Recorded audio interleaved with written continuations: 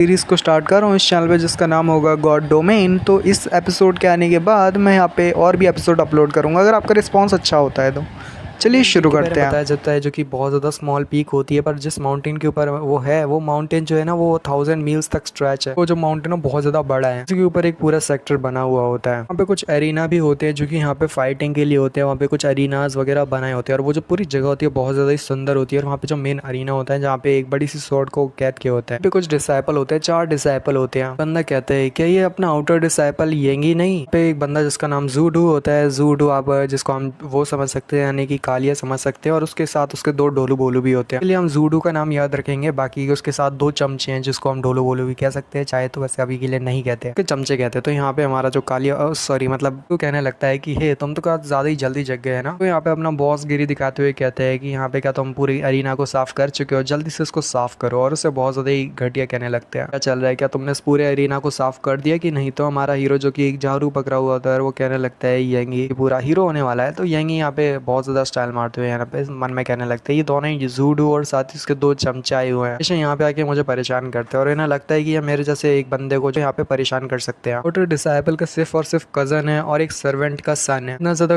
Arrogant रहता है मेरे सामने और इतना एरोगेंटली शो करता है कि जैसे ये पता नहीं कहीं का महान इंसान है। और नहीं कि यहाँ पे जो जूडू है कुछ ज्यादा ही दूसरों को बुली करता है या नहीं, पर फिर भी आज का दिन अलग है और मैं आज तो किसी को भी बुली नहीं होने दूंगा। यहाँ पे खुद बुली होने वाला हो, तो यहाँ पे उसको दिखाना ही पड़ेगा कि यहाँ पे मेरे जैसे बंदे को यहाँ पे प्रोवोक नहीं किया जा सकता। हीरो कहता है तो चलो यहाँ पे डिवाइड करते और यहाँ पे जो क्लीनिंग का काम मुझे दिया गया है वो तुम दोनों में भी बांटा जाए, नहीं तुम तीनों में भी बांटा जाए। तो मैं तुम्हें तीनों को भी यहाँ पे क्लीनिंग का काम देने वाला हूँ। अरे हीरो भी उनकी तरफ देखते हैं जबकि वो सभी हमारे हीरो की तरफ देख के जोर जोर से हंस लगते हैं और कहने लगते हैं कि ये जो है ये कुछ ज्यादा ही नहीं बन रहा आजकल, कुछ ज्यादा ही हाईली वो सोच रहा है। लगता है कि जैसे हम इसकी बात मान के इसके साथ यहाँ पे झाड़ू पोछा करने लगेंगे। इसको क्या लगता है कि कहीं का वो महान मूर्ति है जहाँ पे हम इसकी बात को मानेंगे, तो हम इसके साथ मिलकर यहाँ पे ऐसा लोली वाला काम करेंगे, नहीं एकदम बेकार काम करेंगे। हमारे हीरो के बारे में एक और चीज रिवील होती है। अब एक बंदा कहता है कि इसकी जो डेंटियान है वो पूरी तरह से क्रिपल्ड है और यहाँ पे ठीक से तो कल्टीवेट और की को रिलीज नहीं कर सकता और ये हमें कमांड दे रहा है। तो डूजू आगे बढ़ता है और कहता है कि बच्चे तेरे को क्या लगता है कि तू हमसे काम करवा सकता है, हमारी तबीयत थोड़ी खराब है तो तू यहाँ पे अकेले ही इस पूरे एरिना को साफ कर दे और तू अकेले इस पूरे एरिना को साफ करेगा, हम तेरी कोई भी आधी सी भी मदद नहीं करने वाले लड़के। हीरो उसके डूजू के हाथ को झटक देता है और कहता है कि 3 कमीने कुत्ते को लगता है कि वो मुझे ऑर्डर दे सकते हैं। आज एक बात को अच्छे से अपने दिमाग में बैठा लो कि आज तुम लोगों को मेरी बातों को मानना होगा। जल्दी से अपने घुटने टेको, घुटने टेकने के बाद यहाँ पे 3 बार कुत्तों की तरह भौंको और 3 बार कुत्तों की तरह घूमो और अपने ग्रैंडपा को यहाँ पे जल्दी से वो करो, फी मांगो और जल्दी से यहाँ से चले जाओ अगर तुम्हें यहाँ पे जिंदा रहना है तो, सलामत रहना है तो। डूजू काफी ज्यादा मुस्कुरा रहा होता है और कहता है कि जरा कुत्ते को तो देखो कि कुत्ते की यहाँ पे टांग आ चुकी है, तो कुछ ज्यादा ही नहीं बन रहा, तो कुछ ज्यादा ही एरोगेंट शो कर रहा है अपने आप को। पर तेरे को क्या लगता है कि तेरे जैसा यूजलेस से हम हार जाएंगे? आउटर डिसाइपल है और तू यहाँ पे कभी दोबारा आउटर डिसाइपल नहीं बन सकता, तेरे पास तो डेंटियान भी नहीं है। बंदा आगे बढ़ता है और कहता है डूजू एक सेकंड रुको, मैं इसको थोड़ा सबक सिखाता हूँ और उसको सिखाता हूँ कि कुत्ते जो है कैसे भौंकते हैं, इसको बताता हूँ और इसको सिखाता हूँ। अब वो डूजू जो होता है ना, डूजू का साथी ढोलू जो यहाँ पे आगे बढ़ता है और यहाँ पे हमारे हीरो यानी की तरफ हमला करता है। जब वो यानी के ऊपर हमला करने लगता है जो डूजू के साथ दूसरा बंदा अपने मन में कहने लगता है मुझे ऐसी फीलिंग क्यों आ रही है जैसे येंगी को प्रोवोक नहीं किया जा सकता, वो एक पावरफुल बंदा है, ऐसी फीलिंग आ रही है उसकी पावर्स और उसकी मतलब ऑरा को सेंस करके। कचड़ा इंसान आखिर इतना ज्यादा पावरफुल कैसे बन गया, एक आउटर डिसाइपल जो था वो इतना स्ट्रॉन्ग कैसे हो सकता है। जो दूसरा वाला बंदा होता है वो कहता है ब्रदर डूजू चिंता मत करो, मैं इसको सबक सिखाता हूँ। फिर से आगे बढ़ता है और कहता है कि मैं इसको अपने मतलब घुटनों पे टिका दूंगा, इसको अपने घुटनों पे ला दूंगा। पंच उड़ते हुए आता है, उसका दांत टूट जाता है और यहाँ पे वो बंदा जो होता है ना वहीं पे गिर के बेहोश हो जाता है। हमारा जो ये नहीं होता है वो उसे गाली देते हुए कहता है कि तुम कमीने कहीं के, तुम्हें लगता है कि तुम मुझे हरा सकते हो। सभी दिन गए जिस दिन तो मुझे बुली किया करते थे, पर अब नहीं, अब ये टाइम नहीं है। जो बंदा डूजू होता है वो कहने लगता है कि यहाँ पे उसका जो हार है ना, साथी का हार हो जाता है, तो उसे लगने लगता है कि जैसे वो उस फाइट को जीत नहीं पाएगा, तो वो यहाँ पे एल्डर्स को पीछे लाने लगता है और कहता है कि हम मास्टर और एल्डर्स को ये सारी चीजें बताएंगे, तुमने हमारे जो ब्रदर है ऊपर हमला किया और तुमने उसे जान से मारने की कोशिश की, तुमने तो बहुत ज्यादा गलत किया, रुको मैं मास्टर को जाके ये सारी चीजों की रिपोर्ट देता हूँ। हीरो कहता है कि देखा जाए तो मैंने कोई भी रूल ब्रेक नहीं किया, हम अभी यहाँ पे जो है के अंदर है, हम यहाँ पे फ्रेंडली स्पार कर सकते हैं जहाँ पे एक दूसरे के ऊपर हमला करना ये नॉर्मल सी बात है। तो यहाँ पे फाइट की नहीं, मैं तो बस कुत्तों के ऊपर हमला कर रहा हूँ, ना कि एक इंसान के ऊपर, ना कल्टीवेटर के ऊपर, मैंने तो सिर्फ डॉग के ऊपर हमला किया है। वो सभी और भी ज्यादा गुस्से में हो जाते हैं और हमारे हीरो की तरफ डूजू आगे बढ़ता है हमला करने के लिए। कमीने क्या तू वाकई में मरना चाहता है, क्या तू चाहता है कि तू मरा हुआ है तो ठीक है फिर मैं तेरी ख्वाहिश को पूरा करता हूँ, साथ साथ वाला बंदा और भी ज्यादा घबराने लगता है। उसे लगता है कि अब डूजो को क्या हो गया। डूजो ने देखा नहीं कि कैसे उसने यहाँ पे सामने वाले को मार दिया। डूजो तो पागल हो गया है। तो आगे बढ़ता है और कहता है यही आज मैं तुझे छोड़ूंगा नहीं, पीस ऑफ ट्रैश। कल्टिवेटर जिसकी डेंटियन बर्बाद है वो मेरे सामने भला क्या ही टिक पाएगा। तो हमला करते हुए मन में आगे बढ़ते हुए सोच रहा होता है। मन में सोचते हुए कहता है कि आखिर कैसे हो सकता है यही कि जो बॉडी टेक्निक से शायद वो ज्यादा स्ट्रॉन्गर होगी, इसी वजह से वो हरा पाया होगा। डेंटियन इसके पास है नहीं तो मेरे को कोई स्ट्रॉन्ग अटैक करना होगा और डेंटियन का यूज करते हुए मेरे को उसके ऊपर हमला करना चाहिए। हम तीन एक साथ मिलकर आगे बढ़ते हैं। तो इसकी जो ज़ॉन्गी है जो कि इसकी बॉडी से रिलीज नहीं हो पा रही क्योंकि इसकी डेंटियन बर्बाद है। तो साथ ही हम जब आगे बढ़ेंगे तीनों एक साथ मिलकर यूजलेस कचड़े को हरा देंगे, आसानी के साथ इसको हराया जा सकता है। उन्हें लगता है आगे बढ़ते हुए कि मैं तेरे को एक लेसन सिखाता हूँ, उसके बाद तू कभी दूसरों पे हमला नहीं करेगा और तू मेरे सामने तो कुत्ता बन के भीख मांगेगा अपनी जान की। वो बंदा आगे बढ़ता है हमारे हीरो के ऊपर हमला करने के लिए। तो हमारा हीरो यानी भी आगे बढ़ता है और अपने पावर्स को रिलीज करते उस बंदे की तरफ पंच मारता है। इसमें इतनी स्ट्रॉन्ग एनर्जी रहती है कि जिसकी वजह से उस बंदे डूजू का हाथ टूट जाता है। उसके बॉडी से जो उसका होता है ना बोन टूट जाता है, उसके हाथ की बोन। सोचते हुए कहते हैं ये इम्पॉसिबल हो सकता है कि एक सर्वेंट के तौर पे जो कि एक सर्वेंट है भला कैसे मेरे हाथ को तोड़ सकता है, ये तो पॉसिबल ही नहीं है। मेरे आर्म को पूरी तरह से क्रिपल कर दिया, उसने मेरे आर्म को तोड़ दिया, ये कैसे हो सकता है। हीरो भी थोड़ी देर के लिए खुद से हैरान होता है कि ये हो क्या रहा है, मेरी बॉडी से इतना फोर्स क्यों निकल रहा है और ऐसा लग रहा है जैसे मैं की का यूज कर रहा हूँ। जो एक और बंदा होता है ना जिसके मुंह पे अभी उससे पंच मारा होता है, उसको दोबारा से किक मार के बेहोश कर देता है और फिर से सोचने लगता है क्या मेरी डेंटियन दोबारा से हो चुकी है, क्योंकि मेरी डेंटियन तो पूरी तरह से वेस्ट हो चुकी थी, यानी बर्बाद हो चुकी होती है। अपनी बॉडी के अंदर यहाँ पे यानकी को रिलीज करती है। क्या ये तो यानकी है। एक बंदा जो कि बिल्कुल भी ठीक होता है क्योंकि उससे पहले ही यहाँ पे महसूस हो चुका होता है क्योंकि यहाँ पे जो यानकी है मतलब हमारा यानी है ना वो बहुत ज्यादा पावरफुल है और उससे महसूस पहले ही कर लिया होता है, इसलिए वो हमारे यानी के ऊपर हमला करने के लिए आगे नहीं बढ़ा होता। तो यानी उसे जिंदा छोड़ देता है, यानी मतलब नॉर्मल छोड़ देता है। किसी को मारा नहीं होता पर फिर वो स्टिल बंदे को छोड़ देता है कि हाँ चल भाई चले जाए यहाँ से, कोई दिक्कत नहीं है। यानी सबसे ज्यादा मतलब उसके जो होता है ना डूजू का साथी जो कि बच गया होता है वो सोच रहा होता है कि आखिर हुआ क्या है यानी को, यानी के पास इतनी ज्यादा पावर कैसे और वो यानकी को कैसे रिलीज कर पा रहे जबकि उसकी डेंटियन पूरी तरह से बर्बाद है। कहता है यानी मैं तेरे को छोड़ने नहीं वाला, मैं तेरे को मार डालूंगा। और साथ ही जब वो हमारे हीरो की झाड़ू उठाने लगता है तो हमारा हीरो भी पीछे पलट के देखता है। झाड़ू को उठाता है तो देखता है कि उसको उठा ही नहीं पा रहा होता क्योंकि उसमें जो वजन होता है ना उसका बहुत ज्यादा होता है। वो कहता है इस झाड़ू का वजन तो बहुत ज्यादा है, उठा नहीं पा रहा। तो हमारा हीरो कहता है क्या तेरे को लगता है कि तो उसको उठा भी पाएगा? नहीं, साल्ट से भी ज्यादा हेवियर आइटम से वो बना है। साल्ट नाम का कुछ वो होता है ना हेवीएस्ट आइटम, उससे वो बनाई होती है यानी बनाई गई होती है। वो जो हैवी ब्रूम होती है ना वो बहुत ज्यादा भारी होती है। कहता है मैं इसको उठा के इतनी ज्यादा एक्सरसाइज कर सकता और साथ ही अपनी पावर्स को बढ़ाता था, भली मेरी डंडियां बर्बाद थी पर मैंने स्टिल इसको उठा के इतनी ज्यादा एक्सरसाइज की कि मैं इसको उठा पाता हूँ, मेरे अलावा इसको कोई नहीं उठा सकता। और दूसरे के साथ वाले लोग सभी बहुत ज्यादा घबरा जाते हैं। हीरो उन सभी के सामने खड़ा होता है और उन्हें बहुत ज्यादा भला बुरा बोल के यानी कि बेकार बोल के कि तुम सभी लोग कचड़े हो, तुम्हें तो यहाँ पे अपने आप पे शर्म आनी चाहिए कि तुम लोग यहाँ पे नॉर्मल आउटसाइडर को या सॉरी आउटर डिसेबल को सता रहे हो, तुम सभी लोग खुद ही इतना ज्यादा कचड़ा और तुम यहाँ पे दूसरे को सताने लगे हो। कहने लगता है कि चलो ठीक है, अब यहाँ पे भूलना मत कि तुम्हें यहाँ पे पूरे एरिना को साफ करना है, अब से ये तुम्हारा काम है कि तुम पूरे एरिना को साफ करोगे। जैसे अपने काम को करना नहीं तो फिर तुम्हारे साथ जो होगा उसके बाद तुम ही उसके जिम्मेदार होगे। तो साथ ही वो जाते हुए मन में सोच रहा होता है, आते हुए कहता है कि एक सेकंड क्या मेरे पास 2 डेंटियान है, वहाँ से जाने लगता है। जबकि डूजू होता है वो अभी भी कह रहा होता है या नहीं मैं तेरे को छोड़ूंगा नहीं कमीने, कजन वापस आ जाएगा उसके बाद तो देख तेरे को छोड़ूंगा नहीं, पूरी जगह से बाहर धक्के मार के निकलवा दूंगा। ब्रदर मेरा बहुत ज्यादा पावरफुल है। नेक्स्ट सीन जो होता है वो क्लिफ के ऊपर हमारा हीरो बैठ के कल्टीवेट कर रहा होता है और साथ ही यहाँ पे मन में सोच रहा होता है कि मैं पहले भी एक बार रुइंड हो चुका हूँ, यानी पूरी तरह से मेरी लाइफ बर्बाद हो चुकी थी। मेरे को धक्के मार के वहाँ से बाहर निकाल दिया गया था। कुत्ते को उनके घर से बाहर फेंका जाता है, किसी के भी घर से किसी कुत्ते को जैसे बाहर फेंका जाता है ना बिल्कुल वैसे ही मुझे भी बाहर फेंक दिया गया था। वो जो होता है ना सीनियर ब्रदर कहने लगता है हमारे हीरो से कि तुम्हारे से तो अच्छा हमारे शॉर्ट सेक्टर का एक गॉड हो सकता है, यानी गार्ड डॉग जो है ना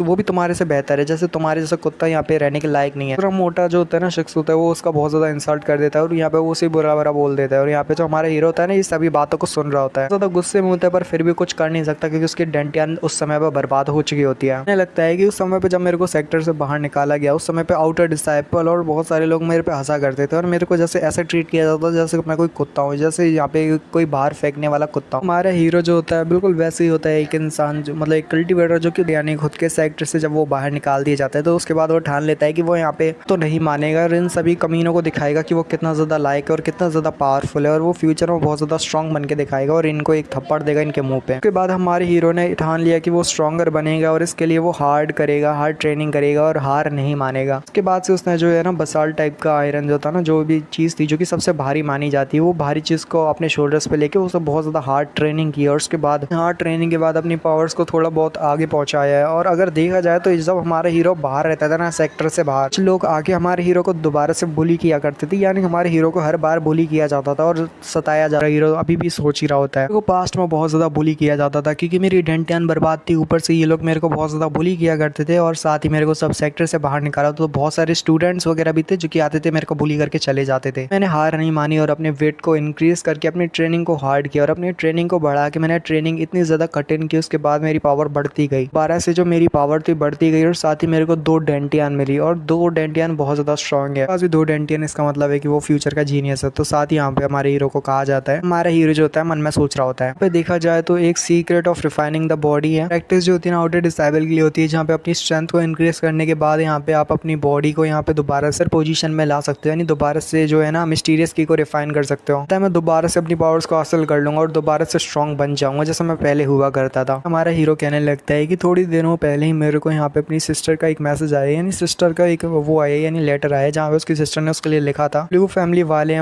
उसकी मदर को यहाँ पे हैंड मांग रही है, यानी उसकी मदर का हाथ मांग रहे हैं शादी करने के लिए। उनकी मास्टर के लिए उन्हें जाओ या जो है वो कंक्यूबाइन के तौर पे चाहिए, यानी जो उसकी सिस्टर्स को कंक्यूबाइन के तौर पे चाहिए, यानी ल्यू फैमिली वालों को। ये ल्यू फैमिली वाले कुछ ज़्यादा ही कमीने लोग हैं, इनको तो यहाँ पे सबक सिखाना पड़ेगा पर उसके लिए मुझे स्ट्रॉन्गर बनना पड़ेगा। मदर सिस्टर आप चिंता मत करो, मैं आप दोनों को बचाने के लिए ज़रूर आऊँगा, बस एक बार मैं अपनी शक्तियों को बढ़ा लूँ। वो बहुत ज़्यादा घबरा जाता है, अचानक से उसे चिल्लाने की आवाज़ आती है और साथ ही वो सोच रहा होता है कि ये मिडल ऑफ नोवेयर में यहाँ पे कैसे कोई इंसान चिल्ला सकता है, आखिर कौन है यहाँ पे जो इतना ज़्यादा चिल्ला रहा है। लड़की होती है चिल्लाते हुए भागने लगती है जिसका नाम बोएर होता है और बोएर चिल्लाते हुए भाग रही होती है और कहने लगती है कोई मेरी जान बचाओ। और वो कहती है ग्रैंडपा मेरी जान बचाओ, क्योंकि शायद उसके ग्रैंडपा होते हैं जो कि उसकी जान को बचाया करते हैं। वो कहती है ग्रैंडपा मेरी जान बचाओ। तो साथ ही बोएर जब भागते हुए आती है तो वहाँ पे वो चिल्लाने लगती है और कहती है कि एक लिटिल स्नेक जो मेरे पीछे पड़ा है, पीछे एक लिटिल स्नेक है जो कि मेरा पीछे करा है, प्लीज उसको यहाँ पे हटा दो, मेरे लिए उसको प्लीज भगा दो। हमारे हीरो से वो गुजर जाती है आगे की तरफ। हमारा हीरो कहता है क्या एक स्नेक, क्या इसके पीछे स्नेक पड़ा है छोटा सा, ऐसे भाग रही है। स्नेक से अभी के टाइम पे छोटे स्नेक से कौन डरता है। तो यहाँ पे जब हमारा हीरो जो होता है ना पीछे की तरफ देखते हैं तो बहुत ज्यादा घबरा जाता है, क्योंकि उसके सामने एक बड़ा सा सरपेंट होता है जो कि बहुत ज्यादा बड़ा होता है साइज में। हीरो कहता है क्या लिटिल स्नेक उसकी तरफ देखता है तो वो एक 5th ग्रेड का यान बीस्ट होता है जो कि एक पाइथन वैंग होता है। तो पाइथन वैंग है जो कि यहाँ पे 5th ग्रेड का है। लगता है मन में सोचते है कि वो लड़की तो इतना ज्यादा तेज भागती कि वो तो यहाँ से चली भी गई, उसने तो यहाँ तक मेरे को देखा और पता नहीं किस डायरेक्शन में भाग के चली गई। ऊपर से मैं सही मुसीबत पड़ चुका हूँ, वो भाग भी गई, मैंने सोचा नहीं था पर वो इतनी जल्दी भागेगी। अगर मैं अभी भागना शुरू करता तो हो सकता है ये पाइथन मेरे को कैच ना कर पाए और मेरे को ना खा पाए। फिर भी मैंने अपनी जो की है उसको दोबारा से वापस हासिल कर लिया, तो शायद हो सकता है कि मैं इससे फाइट कर पाऊँ, मुझे एक ट्राई देना चाहिए कि अच्छा ठीक है। और वो अपनी की को रिलीज करता है अपने हाथों के बल पे और साथ ही आप एक बड़े से पत्थर को उठाते हुए कहता है कि भाड़ में जा। उसके साथ वो जब उसके ऊपर हमला करता है तो दिखाते है कि वो जो हमला होता है उसके लगता है पर स्टिल से कुछ नहीं होता, वो पत्थर वहीं पे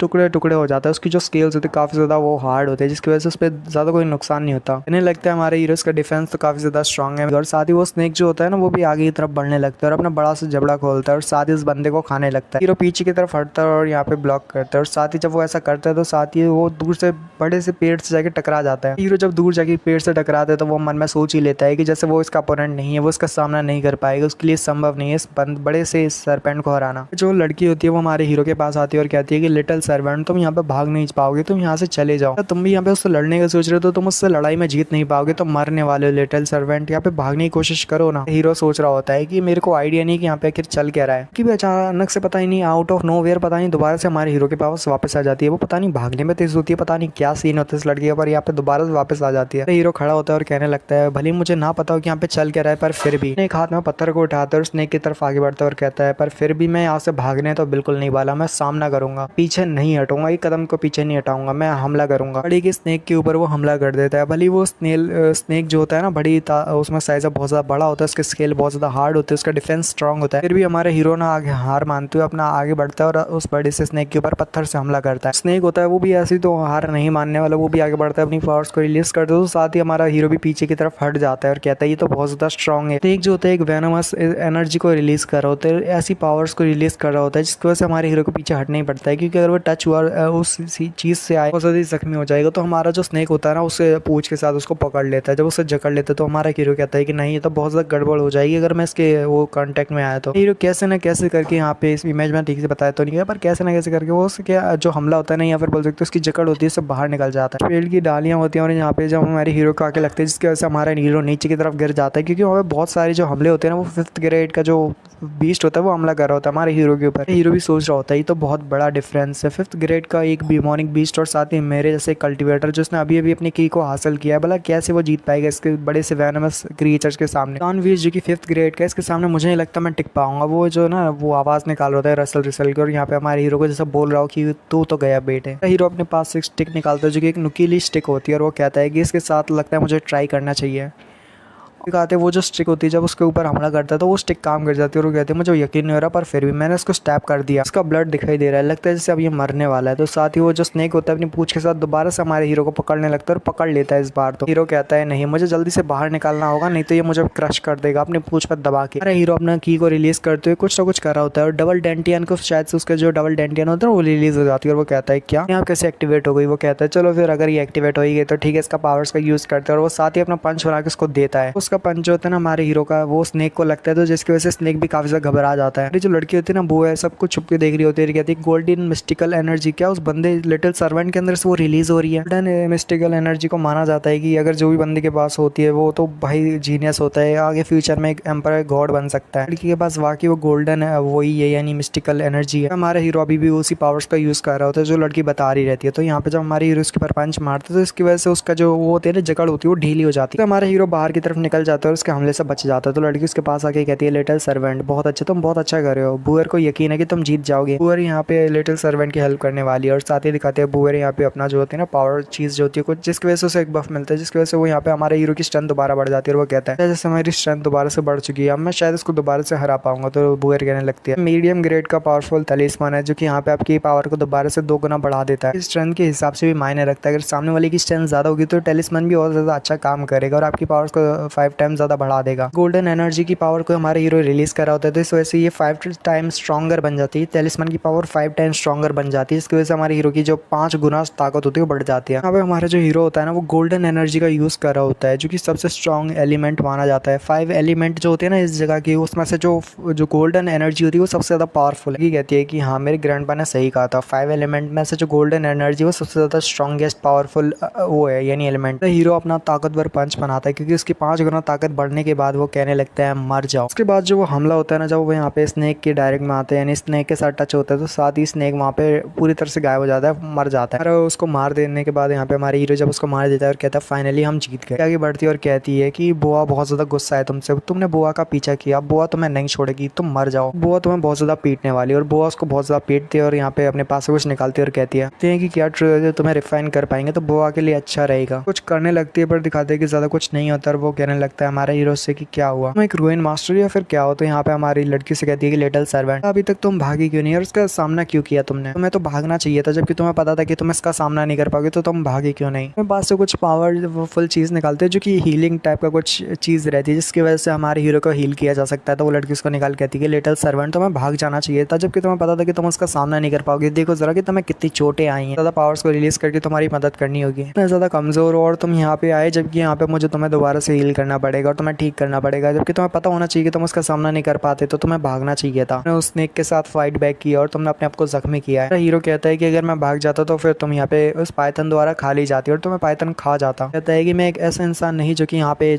मुश्किलें देख के पीछे की तरफ भागने लग जाए, मैं भले यहाँ पे उसको सामना न कर पाऊँ फिर भी मैं कोशिश करूंगा उसको हराने की, मैं इस दौरान मारा क्यों ना जाऊँ पर फिर भी मैंने ठान लिया है कि मैं उससे पीछे नहीं हटने वाला। अगर पीछे हटा तो मेरे एंसेस्टर जो कि मेरे को कभी माफ नहीं करेंगे और मेरे एंसेस्टर जो कि मेरे को पूरे बुला बुला कहेंगे कि यहाँ पे मैं एक छोटी सी मुसीबत से पीछे भाग गया। वो कहने लगती है बुआ की देख के लगता है जैसे बुआ को तुम में कुछ अलग दिखता है और बुआ मानती है कि तुम वाकई में दूसरों से अलग हो। हीरो कहता है मतलब तुम क्या कहना चाहती हो कि दूसरों से अलग, मतलब समझा नहीं मैं। कहने लगती है अच्छा ठीक है मैं तुम्हारे तो क्वेश्चन का जो है आंसर देने वाली तो तैयार हो जाओ। और साथ ही वो कहती है कि देखा जाए तो मैं अगर तुम्हें अपनी सच्चाई बताऊँ तो मैं एक रूइन मास्टर हूँ। बताती है कि वो एक अकेली ऐसी लौती सुपर जीनियस है स्वॉर्ड क्लैन की जहाँ पे उसने जो है मास्टर ऑफ द 5 सिंबल में से एक है। जब वो 14 साल की थी तभी से वो उन 5 मास्टर्स में से एक है। हीरो भी कहता है क्या master of the 5 symbols. Hero कहता है मास्टर ऑफ 5 सिंबल ये तो बहुत ज्यादा ऑसम है। हीरो कहता है साउथर्न डोमेन में मैंने कुछ ही टैलिस्मैन मास्टर्स को देखा है पर यहाँ पे मैंने कभी खुद से पर्सनली उनको अपने आंखों के सामने नहीं देखा, नहीं सोचा था कि मैं अपनी आंखों के सामने एक मास्टर को देख रहा हूँ जो कि बहुत ज्यादा स्ट्रॉन्ग है। तो यहाँ पे वो लड़की कहती है हाथ बढ़ाते हुए अपने आगे को, वो कहने लगती है जो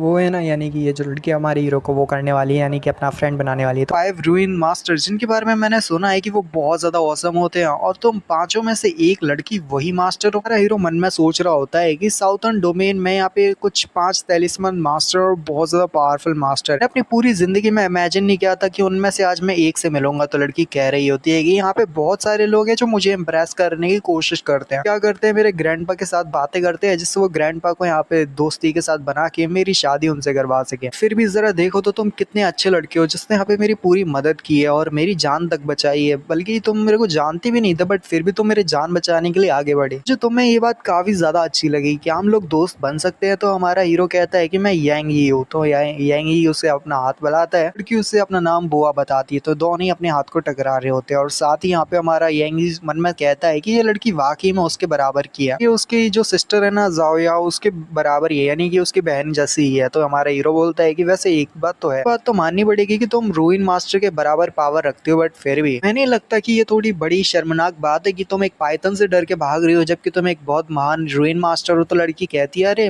वो बात अलग है। वो यार फिर ये कहती है अपने नाम को वो बार बार बोल रही होती तो मैं ऐसे ही बोलूंगा क्योंकि ये ज्यादा क्यूट साउंड कर रहा है। वो ऐसे बोलती है कि जो बोआ है ना वो अपने 8th ग्रेड पे है जॉन की लेवल पे। तो इस वजह से जो जॉन की है जो बोआ की वो काफी ज्यादा वीकर है। 5 एलिमेंट्स में से सबसे ज्यादा वीकेस्ट की है। बोआ ने आज तक कभी ना फाइट नहीं की है, इसीलिए बोआ को नहीं पता कि यहाँ पे कैसे एक दुश्मन का सामना करते हैं। तो हमारा हीरो सोच रहा होता है यांगी अभी अभी इसने कहा 14 एज, मेरे ख्याल से ये 14 के है तो इसका मतलब है कि ये 8th ग्रेड मास्टर बन चुकी है। बट ये वाकई में इनक्रेडिबल है कि ये लड़की इतनी ज्यादा टैलेंटेड है। वो बोलती है वैसे ये सब छोड़ो लड़के, मैंने अभी अभी तुम्हारे अंदर देखा था, मुझे यहाँ पे कुछ गोल्डन एनर्जी की सेंसेशन महसूस हुई। पांचों एलिमेंट्स में से जो गोल्डन एलिमेंट्स है वो बहुत ज्यादा पावरफुल है और मैंने सुना भी है उनके बारे में। कानकी से तो दिखता है कि तुम यहाँ पे एक 4th ग्रेड कल्टिवेटर हो, बट मुझे ऐसा नहीं लगता। मुझे लगता है कि अगर तुम थोड़ा और कल्टिवेशन पे ध्यान दोगे ना तो तुम बहुत ज्यादा पावरफुल बन सकते हो। हमारा हीरो कहता है 5 एलिमेंट्स एनर्जी और ये गोल्डन जोन की, आखिर तुम कहना क्या चाहती हो लड़की, मुझे कुछ भी समझ नहीं आ रहा। यहाँ पे हमारी लड़की हमारे हीरो को समझाते हुए कहती है कि देखो मैं ऑर्डिनरी जॉन की बात नहीं कर रही, मैं आप पे ऐसे जॉन की बात करूँ जहाँ पे एक कल्टिवेटर जो होता है ना उसके पास 5 तरह के एलिमेंट होते हैं और एलिमेंट जिसके पास भी वो 5 तरह के सारे एलिमेंट्स होते हैं ना वो मिलियन में से सिर्फ एक इंसान होता है। खास ऐसा लौता इंसान होता है जिसके पास सभी एलिमेंट्स की ताकतें होती है। यहाँ पे कुछ ऐसे भी होते हैं, कुछ मिलियन बिलियन में से एक होते हैं जहाँ पे एक इंसान होता है जिसके पास गोल्डन जॉन की होती है जो कि सभी एलिमेंट्स से भी ज्यादा ताकतवर है। तुम्हें पता है लड़के की यहाँ पे रूइन मास्टर को क्यों कहा इतना वैल्यूएबल कहा जाता है, मतलब हर कोई वैल्यूएबल रूइन मास्टर को क्यों कहता है तुम्हें पता है एक्चुअली में? क्योंकि यहाँ पे बस 5 एलिमेंट्स तक को संभालने की और 5 एलिमेंट्स होने की पावर होती है, इसी वजह से उन्हें रूइन मास्टर का भी टाइटल मिलता है। अब तुम समझे कि आखिर मैं इतनी ज्यादा ऑसम क्यों और मेरे पास 5 एलिमेंट्स की ताकत है। तो यहाँ पे हमारा हीरो कहता है अच्छा ऐसी बात है, क्या मैं भी फ्यूचर में जाके एक रूइन मास्टर बन सकता हूँ? फिर तुम क्या सोचती हो? तो लड़की उसे हाँ बोलती है और कहती है कि हाँ देखो लड़के, मैं यहाँ पे तुम्हें सर्वेंट एक प्यारी सी तकनीक देने वाली हूँ जिसको बेसिक रूइन स्ट्राइक कहते हैं। ये बुक काफी ज्यादा अच्छी है जो मेरे ग्रैंड फादर ने लिखी है और ये काउंटलेस एक्सपीरियंस, उनके ना बहुत सारे एक्सपीरियंस है। बेसिक रूइन स्ट्राइक है। तो मैं ये किताब जो कि काफी ज्यादा वैल्यूएबल जो मेरे ग्रैंड फादर से मुझे मिली है, जो कि इसमें काउंटलेस एक्सपीरियंस है, उनने काफी सारे उनकी जितनी भी आज तक उन्होंने जितना भी एक्सपीरियंस प्राप्त किया है वो सभी इसमें है। क्योंकि तुमने मेरी जान बचाई है तो मैं इसको अब तुम्हें देने वाली हूँ, तो तुम इसको ख्याल से रखना और यहाँ पे तुम इसको रख सकते हो। तो हमारा हीरो कहता है कि तुम वाकई में इतनी प्रीशियस चीज मुझे देने वाली हो। उसके बाद वो लड़की अपने पास वहाँ पे कुछ बोटल्स और वो ब्रश को निकालती तो वो कहती है कि तुम देखो इसका इस्तेमाल कर सकते हो, इसे प्रैक्टिस की तरह समझो। तो बेसिक रूइन टेक्निक होती है ना उनको तुम प्रैक्टिस कर सकते हो, जिससे तुम यहाँ पे खुद से बनाना सीख भी सकते हो। अपनी एनर्जी को कंडेंस करो और अपनी जो स्ट्रेंथ है उसको बढ़ाने पे ज्यादा ध्यान देना लड़के। तो यहाँ पे हमारा जो यांगी होता है बोआ से कहता है चल ठीक है, तुम्हारा बहुत बहुत शुक्रिया बोआ, तुमने मेरी मदद बहुत की आज, मैं तुमसे जरूर दोबारा मिलेंगे, हम दोनों साथ में मिलके आपस में बातें भी करेंगे। तो यहाँ पे बोआ आगे की तरफ बढ़ जाती है और कहती है चल ठीक है लिटिल सर्वेंट, हम कभी दोबारा खेलेंगे आपस में मिलके। उसके बाद यांगी भी आगे की तरफ गुजर जाता है और कहता है कि आज तो मैं काफी ज्यादा वैल्यूएबल पर्सन से मिला हूँ, मुझे जो आज इंसान मिला है वो काफी ज्यादा अच्छा है और काफी ज्यादा दिल का भी अच्छा, उसने मेरी मदद भी काफी की है। लगता है जैसे उस लड़की की मदद से मैं यहाँ पे और ज्यादा ताकतवर बन सकता हूँ और मैं अपनी मदर और साथ ही अपनी सिस्टर जाओया को बचा सकता हूँ और जो कि मेरी हेल्प भी करेगी। उनके बाद यहाँ पे ना सर्वेंट्स का यार्ड दिखाया जाता है जहाँ पे सर्वेंट्स आते, मतलब सर्वेंट्स जहाँ रहते हैं वहाँ पे बहुत सारे जो सर्वेंट्स होते हैं ना तो तरफ से हमारे यांगी को घेरे हुए होते हैं और यांगी को प्रेशर महसूस हो रहा होता है कि ये वाकई में उसको आज पीटने वाले हैं। बट अचानक से उसे पीछे से आवाज आती है और वो एल्डर होते हैं, मतलब एल्डर तो नहीं बोलेंगे या क्या बोलेंगे बट फिर भी कोई अंकल वगैरह रहते हैं कोई बड़े पोस्ट पे, हाई पोस्ट पे, तो वो उनका नाम ना यू गुंशी होता है। जू गुंशी वंशी जो है ना वहाँ पे आते हैं। तो यहाँ पे हमारा वो कह रहा होता है कि मिस्टर जू, फिर यहाँ पे ऐसी क्या बात हो गई जो आप यहाँ पे इतने गुस्से के साथ आए हो। तो यहाँ पे जो वो होता है ना बंदा मोटा सा, चीफ जू होता है, मतलब सर्वेंट यार्ड का चीफ जू, तो वो कह रहा होता है लड़के तूने आज जो क्राइम किया अब उसकी तो पनिशमेंट झेलनी पड़ेगी। तो बाकी सारे लोग बात कर रहे होते हैं, जरा देखो तो यहाँ पे येंगी तो आज बहुत गंदा पिटने वाला है। मिस्टर जू है वो यहाँ पे पर्सनली मिलने आए हैं हमारे येंगी से, जैसे वो येंगी को सजा दे सके, क्योंकि येंगी ने यहाँ पे उनके साथी के साथ जो किया है। एक्चुअली में येंगी ने ना उस लड़के को पीटा था ना, तो वो वही दांत बाहर निकले होते हैं ना उस बंदे को जो पीटा था हमारी येंगी ने कुछ ही एपिसोड पीछे, उसी लड़के के ही अंकल होते हैं। तो उसके अंकल आए होते हैं जिससे वो येंगी को सजा दे सके। अंकल जू होते हैं वो कह रहे होते हैं येंगी क्या तुम जानते भी हो कि तुमने जो सबसे बड़ा क्राइम किया तुम्हें नहीं करना चाहिए था, क्योंकि यहाँ पे तुमने रूल्स को तोड़ा है। तुमने मेरे नेफ्यू को भी बहुत बार हिट किया है और उसके तशरीह पे बहुत मारे हैं थप्पड़, तो इस वजह से तुम्हें भी अब सेटल करना पड़ेगा। ये सब का जो है ना तुम्हें यहाँ पे भुगतना भी पड़ेगा। तो यहाँ पे तुम्हें अपने छोड़ूंगा नहीं। तो वो अपने पास कुछ हंटर टाइप का कुछ निकाल लेते हैं और साथ ही कहते हैं कि तू गया लड़के है, कि उसका नेफ्यू कमीना इंसान भी कह रहा होता है कि हाँ अंकल इसको पीटना, इसको मारने तक पीटते ही रहना। तो हमारे येंगी भी कहता है, इसका नाम याओई था या येंगी था, खैर मैं इसका येंगी ही बुला लेता हूँ क्योंकि येंगी ज्यादा अच्छा है। तो येंगी जो होता है ना यानी कि हमारा येंग कहता है कि सर यहाँ पे इतना कोई बड़ी बात भी नहीं हुई जितना आप समझ रहे हो। आप तो यहाँ पे मुझे पनिश करने के लिए आ गए, बट मुझे नहीं लगता कि यहाँ पे कुछ गलत किया है किसी ने भी। अगर मैंने कुछ गलत भी किया है तो सर बताइए जरा कि आप आखिर क्या करने वाले हो। तो यहाँ पे जो वो बंदा होता है वो कहता है कि तुम्हारी सिस्टर इतनी भी बुरी नहीं है, तुम अपनी सिस्टर को मेरी कंक्यूबाइन बना सकते हो, उसके बाद तुम घुटनों में माफी मांगोगे ना मेरे से, तो उसके बाद हो सकता है मैं तुम्हें जाने दूं और तुम्हारी जान बख्श दूं। उसके बाद उसको मोटे को ना एक जोरदार रख के पड़ता है और वो मोटा वहीं पे ढेर हो जाता है। और यहाँ पे नेफ्यू और अंकल दोनों हैरान होते हैं। अंकल कहते हैं तूने मेरा मारा है कैसे, मैंने कहीं कि तेरी हिम्मत कैसी हुई जो तू मेरे को यहाँ पे मार पा रहा है। तो बंदा कहने लगता है कि तू कमीने कहीं के कुत्ते इंसान, क्या लगता है कि तू मेरे सिस्टर के लिए एक बेहतर इंसान है, तूने अपनी खुद की शक्ल भी देखी, तू जानवर से कम भी नहीं है। दोबारा अपना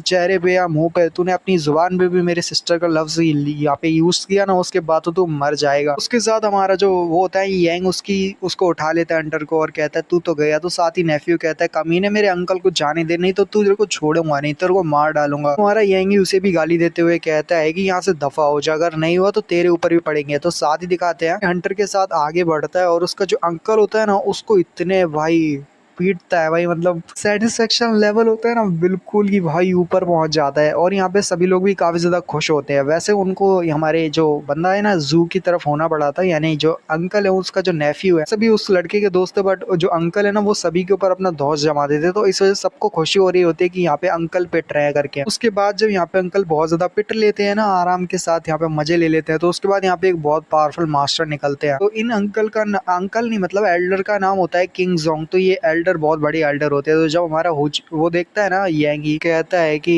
एल्डर किंग योंग, तो इन्हें यहाँ पे हमारा जो येंगी होता है वो स्वॉर्ड सेक्टर का 1000 एल्डर्स करके बुला रहा होता है। ये 1000 एल्डर्स हैं। एल्डर जो जोंग होते हैं वो यहाँ पे आते हैं और यहाँ पे डायरेक्ट क्यों आए उसके बारे में उन्हें पता नहीं होता, यानी कि हमारे येंगी को नहीं पता होता कि एल्डर किंग जोंग यहाँ पे क्या कर रहे हैं। किंग जोंग जब वहाँ पे आते हैं तो हमारा हीरो जो होता है ना वो किंग जोंग को बहुत मानता है और रिस्पेक्ट भी देता है। अब ऐसा क्यों वो भी आगे बताएगी। हमारा हीरो उनके सामने डायरेक्टली झुक जाता है, कुछ भी नहीं सोचता, डायरेक्ट झुक जाता है और साथ ही अपने मन में कह रहा होता है इस दुनिया में भले ही कोई भी हो बट मैं यहाँ पे हमेशा एल्डर की रिस्पेक्ट करूंगा। ये वाले एल्डर यानी किंग जोंग एल्डर जो हैं इन्होंने यहाँ पे आधे साल पहले, यानी मतलब इतना ज्यादा अरसा भी नहीं हुआ, मतलब कुछ ही सालों पहले ही इन्हीं एल्डर थे जिन्होंने मेरी फेट को पूरी तरह से चेंज कर दिया, आउटर डिसाइपल की जगह पे लेके आए और मेरी फैमिली तक को प्रोटेक्ट किया है। अगर ये एल्डर ना होते तो मेरी फैमिली अब तक पूरी तरह से डिस्ट्रॉय भी हो जाती। एल्डर ने पूरी तरह से मेरे बैकग्राउंड में काफी ज्यादा मदद की है। तो मैं ऐसे नहीं कि यहाँ पे उनकी कभी भी इंसल्ट करूंगा या उनके बारे में बोला वाला कहूंगा, मतलब मैं हमेशा इन एल्डर की रिस्पेक्ट करता हूँ। और हमारे हीरो के बारे में पता चलता है कि वो डायरेक्टली एज अ सर्वेंट नहीं था, पहले वो आउटर सेक्टर में था बट वो नीचे गिर के थोड़ा और मतलब नीचे वाली पोस्ट पे आ चुका होता है, वैसे छोटा मोटा हल्का फुल्का सर्वेंट का बन चुका होता है। तो साथ ही यहाँ पे हमारे जो एल्डर किंग लॉन्ग होते हैं वो कह रहे होते हैं येंगी देखो अब वो बच्चे तेरे को बताना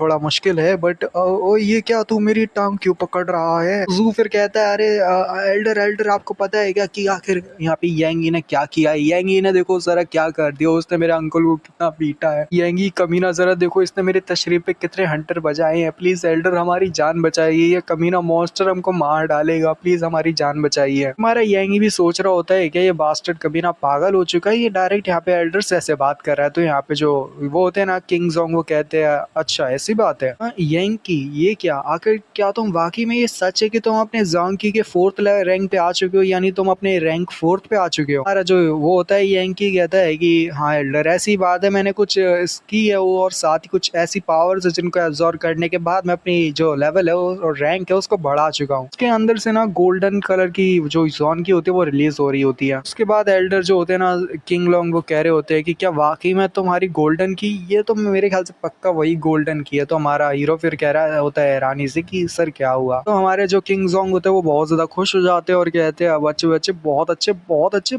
आग लगा दी आग लगा दी। वो यहाँ पे बहुत ज्यादा हमारे हीरो की तारीफ कर रहे होते हैं। तो यहाँ पे जू कहता है कि एल्डर आखिर आप ये क्या कर रहे हो, ये कमीने ने हमारे को बहुत ज्यादा पीटा था, क्या आप उसको नजरअंदाज करने वाले हो? तो एल्डर बहुत ज्यादा गुस्सा हो जाते हैं और कहते हैं लोगों से कि चलो सभी लोग, मैं एक ऑब्जर्वर की तरह हूँ, मतलब एक ऑब्जर्वर की तरह हूँ, तो सभी लोग मुझे बता सकते हो कि आखिर यहाँ पे चल क्या रहा है। घबराने की कोई जरूरत नहीं है, अगर कोई भी गलत हुआ उसकी तस्वीर पे चाटे चाटे बजाऊंगा, तो मुझे पहले ठीक से बताओ कि आखिर गलती किसकी, और तुम लोग मुझे बता सकते हो, तुम्हें कोई भी धमकाएगा या डराएगा नहीं। उसके बाद जो फिर होता है ना सभी लोग अपना मुंह खोलते हैं और कहते हैं कि सर यहाँ पे तो जूडू है और साथ ही जू गिंगशान है। गुंगशान ये वही मतलब दोनों ही, एक तो अंकल और नेफ्यू, दोनों ही अंकल और नेफ्यू लड़के। तो लोग कहते हैं ये जो अंकल और नेफ्यू की टोली है ना, तो ये दोनों ही हम सभी को परेशान करती है, हम जैसे बच्चों को परेशान करते रहते हैं। ये लोग हमें परेशान कर रहे थे ना, तो तभी यहाँ पे यांगी आया और यांगी ने हमको बहुत ज्यादा बचाया है, और अंकल से भी बचाया, नहीं तो अंकल हमारी तशरीफ पे बजाते 2-4 थप्पड़। इस वजह से यहाँ पे सबसे बड़ी गलती जो है ना वो अंकल और नेफ्यू की, यानी कि इन दोनों की है, यानी जूडू और साथ ही गुंगशान की है। तो ये दोनों ही बहुत ज्यादा कमीना लोग हैं। तो एल्डर प्लीज हमारी जान बचाइए, अगर आप यहाँ पे इन दोनों को जाने देते हो तो अगली बार ये हमको जरूर पीटेंगे। मिस्टर जू थे वो तो यहाँ पे यांगी को लेसन सिखाने के लिए आए थे, पर उल्टा यांगी ने उनको लेसन सिखा दिया, और साथ ही जो जूडू है वो भी यहाँ पे के लिए बचा हुआ है और यांगी के ऊपर बहुत ज्यादा गालियां दे रहा था। आपको यहाँ पे कुछ ना कुछ तो करना चाहिए। तो यहाँ पे हमारा जो वो बंदा होता है ना जू, वो भी कहता है मन में कि गया खत्म।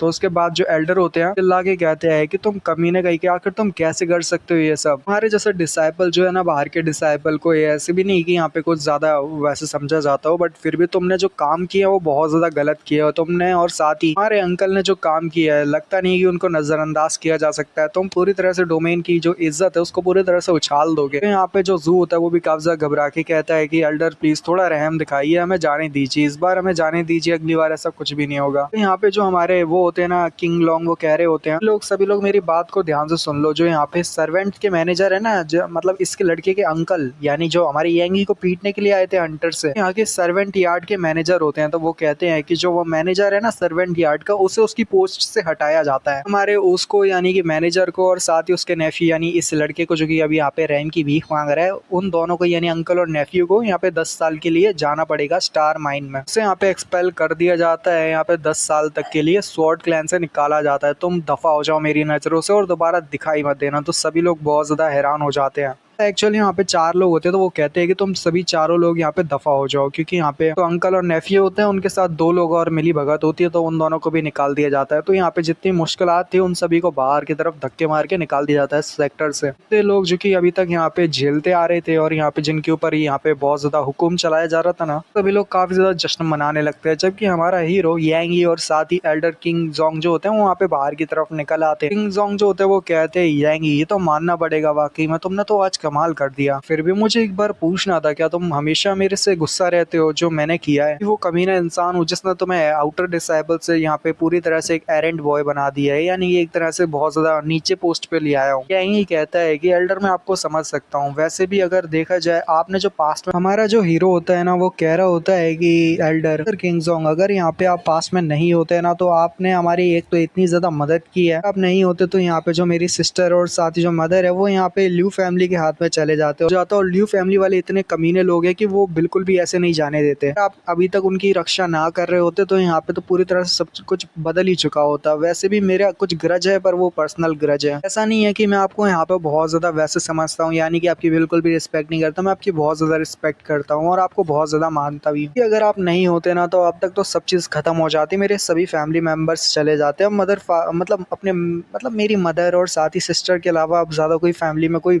है नहीं। उसके बाद जो हमारे किंग जोंग होते हैं वो कह रहे होते हैं बच्चे बहुत अच्छे। वैसे भी ये बात तो होती है कि पास्ट पास्ट होता है, अब यहाँ पे अब ज्यादा कुछ याद करने की जरूरत नहीं है। ऐसे येंगी मुझे माफ करना, वैसे तुम एक तो ज्यादा कमजोर थे और मैंने सोचा था कि तुम अगर आउटर डिसाइबल की पोस्ट पे रहते तो वहाँ पे बहुत सारे ऐसे कमीने लोग हैं जो कि तुम्हें तंग करते और तुम्हें जान से भी मार देते थे। क्योंकि मैं देख पा रहा हूँ कि तुम अब बहुत ज्यादा स्ट्रॉन्गर बन चुके हो और 5 एलिमेंट्स को यानी 5 एलिमेंट्स यान की है और जो कि तुम्हारी गोल्डन रंग की है। तो मुझे लगता है कि तुम फ्यूचर में भी बहुत ज्यादा पावरफुल बन जाओगे। तो मेरे ख्याल से मुझे तुम्हारे जो आउटर डिसाइपल का जो स्टेटस है ना उसको दोबारा से रिस्टोर करना पड़ेगा और मैं तुम्हें दोबारा आउटर पोस्ट की जो आउटर डिसाइपल की पोस्ट है ना उस पर वापस लेके आऊंगा। देखना तुम भी दोबारा से एक आउटर डिसाइपल बन जाओगे। तो हमारा यंग वो होता है यंग ही कहता है सर आपका बहुत बहुत शुक्रिया। मैं उन सभी कमीने एल्डर्स को भी दिखाना चाहता हूँ और उन लोगों को दिखाना चाहता हूँ जो मेरे को कम आंकते हैं, मेरी फैमिली को कम आंकते हैं और जो सोचते हैं कि जो मेरे सिस्टर और मदर को भी मेरी आंखों के सामने से ले जाएंगे। इस वजह से मैं यहाँ पे उन सभी कमीनों को दिखाने के लिए यहाँ पे बहुत ज्यादा पावरफुल बनूंगा। मुझे यहाँ पे बहुत जल्दी के साथ ही एग्जामिनेशन टेस्ट खत्म करके आगे की तरफ बढ़ना है। एल्डर आप इस सफर में मेरा पूरी तरह से साथ देना और मैं यहाँ पे बहुत ज्यादा स्ट्रॉन्गेस्ट बनूंगा इस स्वॉर्ड सेक्टर में। किंग जोंग कहते हैं बच्ची तो वाकई में मानना पड़ेगा तुम बहुत ज्यादा टैलेंटेड हो और साथ ही बहुत ज्यादा एनर्जेटिक भी हो जो तुम इतनी जल्दी तैयार हो यहाँ पे पूरी तरह से सबको हराने के लिए। तो जैसे अब तुमने अपनी मन को ठान लिया है यानी कि तुम मेरी मदद नहीं लेना चाहती, यानी कि तुम खुद से जो एग्जामिनेशन है जो कि 1 महीने में होने वाला है तुम उसी को दोगे, वो भी अपनी प्योर स्ट्रेंथ के साथ। मतलब अपनी तुम बेयर स्ट्रेंथ के साथ ताकतवर बनोगे और खुद से अपने स्टेटस को वापस हासिल करोगे। ये सुनने में काफी ज्यादा दिलचस्प है लड़के। तो मैं यहाँ पे दुआ करूंगा तुम एग्जामिनेशन टेस्ट में पास कर लो। और यहाँ पे वो कहते हैं कोई ये 10 एनर्जी स्टोन्स है जिनके साथ तुम अपने एम्बिशंस को बहुत जल्दी पा लोगे और तुम अपने एम्बिशन तक पहुंच पाओगे। और मैं तुम्हारे एडमिशन को भी बहुत ज्यादा एडमायर करता हूँ। तुम्हारी की को बहुत जल्दी एब्जॉर्ब करने में मदद करेंगे। ये स्टोन का तुम रख लो और इससे कल्टीवेट करने की कोशिश करो पड़ेगी, क्योंकि तुम अपने खुद की ताकत से यहाँ पे ये एग्जामिनेशन टेस्ट देने वाले हो जो महीने में होने वाला है। अपनी तुम ताकत से ये साबित करोगे कि तुम वाकई में एक आउटर डिसेबल बनने के लायक हो। तो फिर ठीक है, मैं तुम्हारी ज्यादा कुछ तो नहीं कर सकता, बट हाँ तो मैं यहाँ पे 10 एनर्जी स्टोन्स दे सकता हूँ जो तुम्हारी की को रिस्टोर करने में और तुम्हारी ताकत को बढ़ाने में काफी ज्यादा हेल्प करेंगे। तुम्हारी मेरिडियंस भी पूरी तरह से प्रोटेक्टेड रहेगी, वो हर एक डैमेज से जो तुम्हें पड़ेगा तो तुम्हें कोई ज्यादा दिक्कत नहीं होगी। अपनी ताकत को भी बढ़ाने के लिए तुम्हारे काफी ज्यादा काम आएगी। तो यही कह रहा होता है एल्डर आपका बहुत बहुत शुक्रिया, आपने मेरी काफी ज्यादा मदद किया। फिर भी यहाँ पे कुछ फेवर है जो मैं आपसे कहना चाहता हूँ। तो साथ ही वो कह रहे होते हैं कि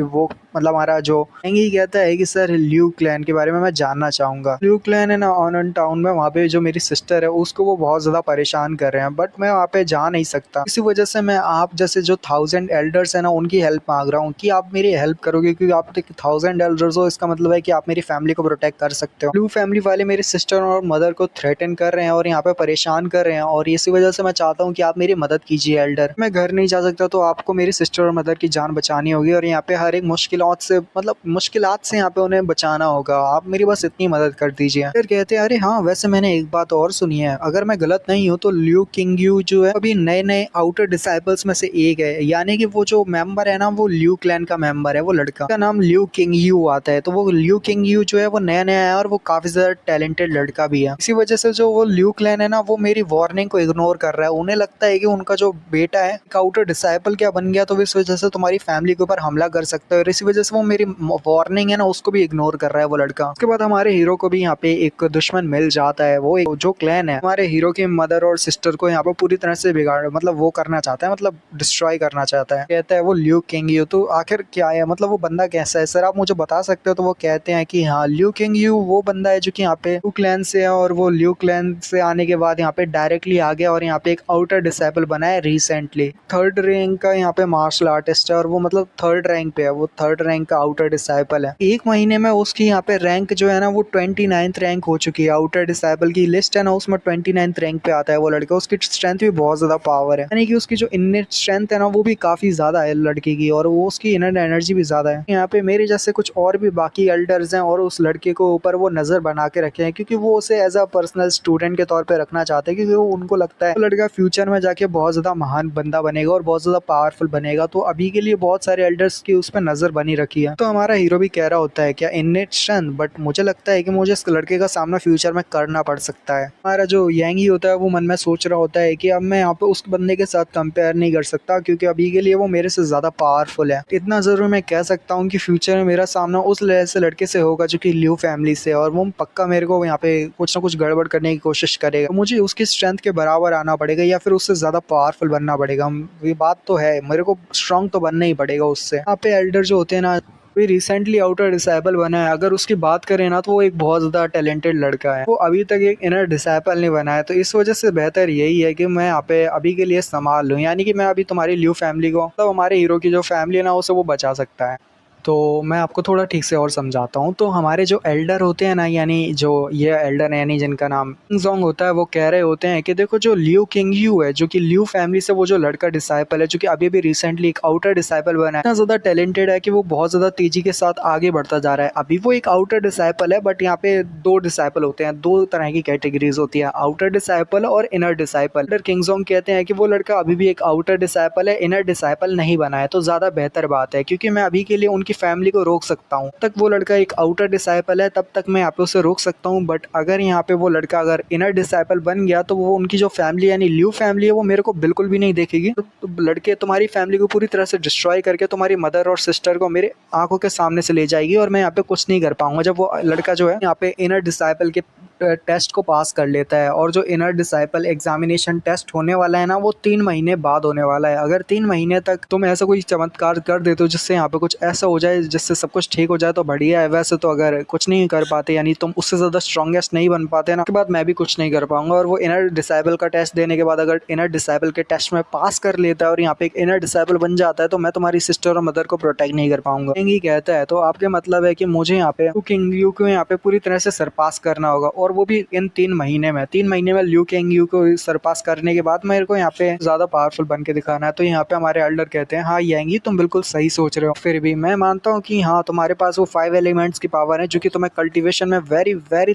फास्ट बना देंगे। तुम्हारी कल्टीवेशन बहुत ज़्यादा तेजी के साथ बढ़ेगी। फिर भी तुम्हें यहाँ पे अपने आप को ओवर कॉन्फिडेंट नहीं करना है, क्योंकि हमेशा जो कल्टीवेटर होते हैं उनके लिए ओवर कॉन्फिडेंट उनका जान लेने के लिए, मतलब एक तरह से जो वो होता है ना ओवर कॉन्फिडेंट, वो कल्टीवेटर की जान लेने के लिए दौड़ता है। नहीं, अगर तुम ओवर कॉन्फिडेंट हुए तो तुम मारे जाओगे। तो यहाँ पे इतना ओवर कॉन्फिडेंट भी मत हो, बट फिर भी तुम्हारी जो पास जो टेक्निक्स है तुम अपने हिसाब से करो, और अपने आप को धीरे धीरे करके भी स्ट्रॉन्गेस्ट बना सकते हो, इतना जल्दी भी मत करो। कहते हैं अच्छा ठीक है सर, जैसा आप कहते हो मैं यहाँ पे आपको डिसअपॉइंट नहीं करूंगा। और मन में कह रहा होता है कि मेरा टारगेट लियू किंग यू को, जो कि लियू फैमिली से, उसको छोड़ूंगा नहीं, और आगे इतना ताकतवर बन जाऊंगा, इतना ताकतवर बनूंगा कि देखना मैं लियू फैमिली तक को भी तबाह कर दूं। कमीने लोगों को और उन कमीने लोगों की क्लैन की हिम्मत कैसे हुई यहाँ पे इतना ज्यादा कम आंकने की मेरे को। अरे यांगी मन में कह रहा होता है 5 एलिमेंट्स जो सिंबॉलिक डुअल है, मैंने उनके बारे में सुना है। ये सभी जो सिंबल्स होते हैं वो वेरी पावरफुल होते हैं, क्योंकि ये ज्यादा पावरफुल होते हैं, तो इस वजह से इसको बनाना भी बहुत ज्यादा मुश्किल है। फिर भी शायद मैं एक को बना के ट्राई कर सकता हूँ, मुझे एक को बना के देखना चाहिए। और उसके साथ उसे बाहर दरवाजे पे आवाज आती है। बंदा कहता है कि यांगी, क्या यांगी तुम यहाँ पे हो ना, मुझे यहाँ पे एक इन्फॉर्मेशन देनी है। तो यहाँ पे यांगी कहता है कि अंदर आ जाओ, कोई दिक्कत नहीं। तो बंदा आता है और कहता है यांगी तुम्हें पता है यहाँ पे क्या चल रहा है? पे एक तो डुआन जुन है, और एक लड़का होगा यहाँ पे कोई ना कोई डुआन जुन करके, और साथ ही यहाँ पे जूडू का कजन है, मतलब वो कहता है जो जूडू है ना, उसका कजन यहाँ पे वापस आया है, जिसका नाम डुआन जुन है। और जबकि वो यहाँ पे आया तो बहुत ज्यादा गुस्से में है। तो यहाँ पे हमारा हीरो भी कहता है क्या जूडू का कजन जिसको मैंने पीटा था, वो बंदे का कजन ना? वो कहता है कि हाँ वो डुआन जुन जो है वो बहुत ज्यादा पावरफुल और स्ट्रॉन्गेस्ट है, और ज्यादा पावरफुल है। ब्रदर यांग, मैंने यहाँ पे ये भी सुना है कि यहाँ पे जो बंदा है वो डायरेक्ट आया है, और यहाँ पे वो अपने जो ग्रेट मिस्टेक है ना, वो उसमें रिले में वो एंट्री ले चुका है, यानी कि वो बहुत ज्यादा पावरफुल है। और वो बंदा इतना ज्यादा स्ट्रांग है कि तुमको वो हरा सकता है। जब वो वहाँ पे वापस आया ना, तो उसे पता चला कि उसका जो ब्रदर है, यानी कि उसका जो एक और कजन ब्रदर यानी डूजू है, वो यहाँ पे पिट चुका है। इस वजह से उसका जो भाई है वो यहाँ पे बदला लेना चाहता है तुमसे। तो वो तुम्हें छोड़ेगा नहीं, क्योंकि तुमने उसके भाई को पीटा है ना, तो इस वजह से तुमसे बदला लेने के लिए आने वाला है। क्योंकि वो तुमसे यहाँ पे रास्ते में मिलने ही वाला था कि मैं यहाँ पे बहुत जल्दी आ गया, तुमसे मिलने से पहले मैंने तुम्हें मिल दिया। बस मैं एक समझ लो कि बाकी मैं तुमको बताने के लिए आया हूँ क्योंकि मुझे लगा कि तुम्हें इन्फॉर्मेशन बताना ज़रूरी है, नहीं तो अगर वो तुमसे डायरेक्ट मिलने को आते और तुम तैयार नहीं होते तो साथ ही वो तुम्हें पीट देता। तो हमारा फिर यांगी भी सोच रहा होता है अच्छा वो अपने 8th ग्रेड मिस्टिक पे है तो फिर ठीक है। साथ वो बंदे को थैंक यू करता है और कहता है कि ये लो, मैं चाहता हूँ कि तुम इन पैसों को उधार हो क्योंकि तुम्हारे ये इन्फॉर्मेशन की वजह से मुझे काफ़ी ज़्यादा टाइम मिल चुका है। मैं सोच सकता हूँ कि मुझे आगे क्या करना चाहिए। देखो मैं यहाँ पे तुम्हें पैसे तो दे रहा हूँ बट तुम मेरी आगे भी मदद करते रहना और मेरे को अच्छे से इन्फॉर्मेशन देते रहना। अगर कोई मेरे को पीटने आए या अगर कोई नया चीज़ तुम्हें पता चले तो मुझे बता दिया करना। तो बंदा खुश हो जाता है और कहता है अरे ब्रदर थैंक यू यार, बहुत बहुत शुक्रिया। और साथ ही यहाँ पे जो हमारा हीरो होता है कोई कहता है कि नहीं कोई दिक्कत नहीं है तू जा सकता है। तो साथ ही यहाँ पे वो कहता है कि डुआन चुन यहाँ पे पहुंच जाएगा, शायद उसको आने में यहाँ पे आधा महीना लग जाए और वो तुमसे बदला लेने के लिए आएगा। अगर यहाँ पे कोई जल्दी पहुंच जाता है तो मैं तुम्हें इन्फॉर्मेशन दे दूंगा और तुम्हें इन्फो दे दूंगा। यांगी तुम यहाँ पे चिंता मत करना, कोई भी इन्फॉर्मेशन जरूरी रहेगी या कोई भी बंदा तुम्हें पीटने के लिए आएगा तो सबसे पहले मैं आके तुम्हें इन्फॉर्मेशन दे दिया करूंगा। कहता है अब बारी है मुझे यहाँ पे पावरफुल बनने की, तो अब यहाँ पे ताकत को बढ़ाना जरूरी है। तो बनेगा और अपने आप को स्ट्रॉन्गर बनाएगा ना हो सके। वो 3 महीने से पहले जो इनर कंपटीशन होने वाला है, इनर सेक्टर कंपटीशन के लिए भी उसे बहुत ज्यादा पावरफुल बनना पड़ेगा जिससे वो उस लड़के यानी जो लियू फैमिली से उसको हरा सके। उसके बाद हमारे हीरो को ट्रेनिंग करते हुए दिखाया जाता है और हमारा हीरो यहाँ पर बहुत ज्यादा हार्ड ट्रेनिंग कर रहा होता है और कुछ ऐसे बड़े बड़े से वैसे होते हैं कुछ लकड़ी के डंडे, उनको नुकीला करके वो एक तरह से तीर की तरह बना लेता है और तीर बनाने के बाद उसको सामने की तरफ थ्रो करके मारता है और वो पेड़ों के अंदर से होता हुआ दूसरे पेड़ पे दूसरे पेड़ से तीसरे पेड़ में लगता है। इससे हम देख पाते हैं कि हमारे हीरो की जो स्ट्रेंथ होती है ओवरऑल वो भी काफी इंक्रीज हो गई होती है। वो यहाँ पे बहुत ज्यादा हार्ड ट्रेनिंग कर रहा होता है ना, इसीलिए अरे हीरो ने यहाँ पे 3 पेड़ के अंदर छेद कर दिए होते हैं, वो भी एक उस लकड़ी के डंडे के साथ। तो यहाँ पे वो कह रहा होता है कि देखा जाए तो मेरी स्ट्रेंथ भी काफी ज्यादा बड़ी है। स्ट्रेंथ की प्रैक्टिस तो हो गई, अब मुझे टेलिस्मैन बनाने की भी प्रैक्टिस कर लेनी चाहिए। जिनको नहीं पता कि टेलिस्मैन होता क्या है, तो टेलिस्मैन वो पेपर होता है जिसपे आप कुछ लिखावट करते हो और उस लिखावट के जरिए आप उस टेलिस्मैन का अगर इस्तेमाल करोगे तो आपको कुछ सुपर पावर्स मिल जाएगी, मतलब कुछ मैजिकल ताकतें मिल जाएगी। किसी ने यहाँ पे टेलिस्मैन पे एक हमला लिखा या फिर गायब होने की टेक्निक या आसमान में बहुत तेज भागने की टेक्निक, अपनी स्पीड को स्पीड अप करने के लिए जो टेक्निक है वो टेक्निक का आप इस्तेमाल कर सकते हो जब आप टेलिस्मैन पे कुछ लिखावट करते हो। तो वो वैसे टेलिस्मैन की बात हो रही है। हीरो कहता है कि वो 6th ग्रेड मिस्टिक बन चुका है और उसकी पावर पहले से बढ़ चुकी है क्योंकि जो एल्डर ने यहाँ पे उसे बहुत सारे 10 स्टोन दिए थे ना, 10 के साथ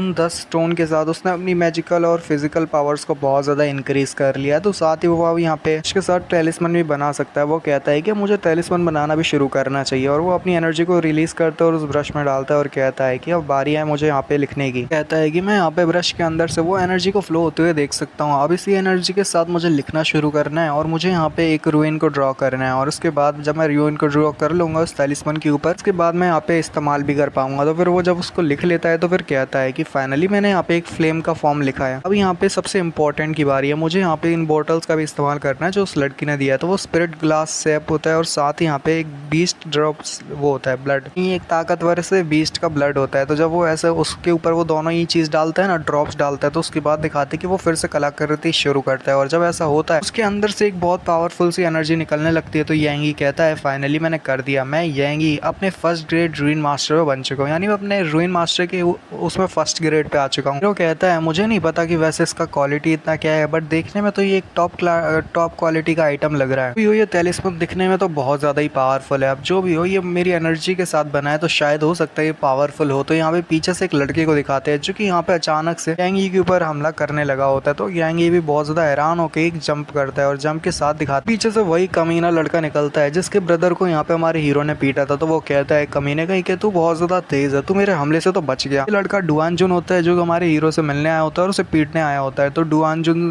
को देख के हमारा हीरो कह रहा होता है कि ये वही पक्का आउटर डिसेबल डुआन जुन है। बंदा कहता है मेरा नाम है डुआन जुन और तुम्हें क्या लगता है कि तुम मेरे कजन को यहाँ पे बुली कर सकते हो इतना आसानी के साथ? मेरे नाम को तो सब लोग जानते हैं यहाँ पे कि मैं डुआन जुन हूँ और अगर जिसने भी मेरे कजन को बुली किया तो मौत के मुंह में गया है। और साथ ही वो हमला करने के लिए आगे बढ़ता है और कहता है कमीने अब तू भी मरेगा। और साथ ही जब वो हीरो के ऊपर बहुत तेजी के साथ हमला करता है तो हीरो भी अपने पंच को टकराता है क्योंकि यहाँ पे 1000 एल्डर्स ने हमारे हीरो को वो 10 गोल वो दी थी ना, वो 10 स्टोन्स दिए थे। स्टोन्स के साथ उसने अपनी ताकत को इतना बढ़ा लिया होता है कि अब डुआन जुन के पंच को वो टकरा देता है और डुआन जुन भी पीछे की तरफ हट जाता है क्योंकि उसे एक अंतर महसूस होता है। हमारे हीरो को भी महसूस हो जाता है कि वो यहाँ पे उसको हरा नहीं सकता इतना ज्यादा कि अभी भी डुआन जुन बहुत ज्यादा स्ट्रांग होता है। तो डुआन जुन भी अपने पहाड़ी के ऊपर आ जाता है और कहता है तुम्हें क्या लगता है कि तुम यहाँ पे थोड़ा बहुत स्ट्रॉन्गर बन चुके हो तो तुम मुझे हरा दोगे? ऐसा नहीं है। उसके साथ उसके 2 साथी वगैरह भी होते हैं। तो हमारा जो हीरो होता है बहुत ज्यादा हैरान होता है क्योंकि वाकई में ये बंदा बहुत ज्यादा पावरफुल होता है और कहता है कि मैंने सिर्फ अपनी 10 पावर को यूज किया था, 10% पावर का इस्तेमाल किया। याद रखना कि अगले अगले जो ब्लो होगा यानी अगला जो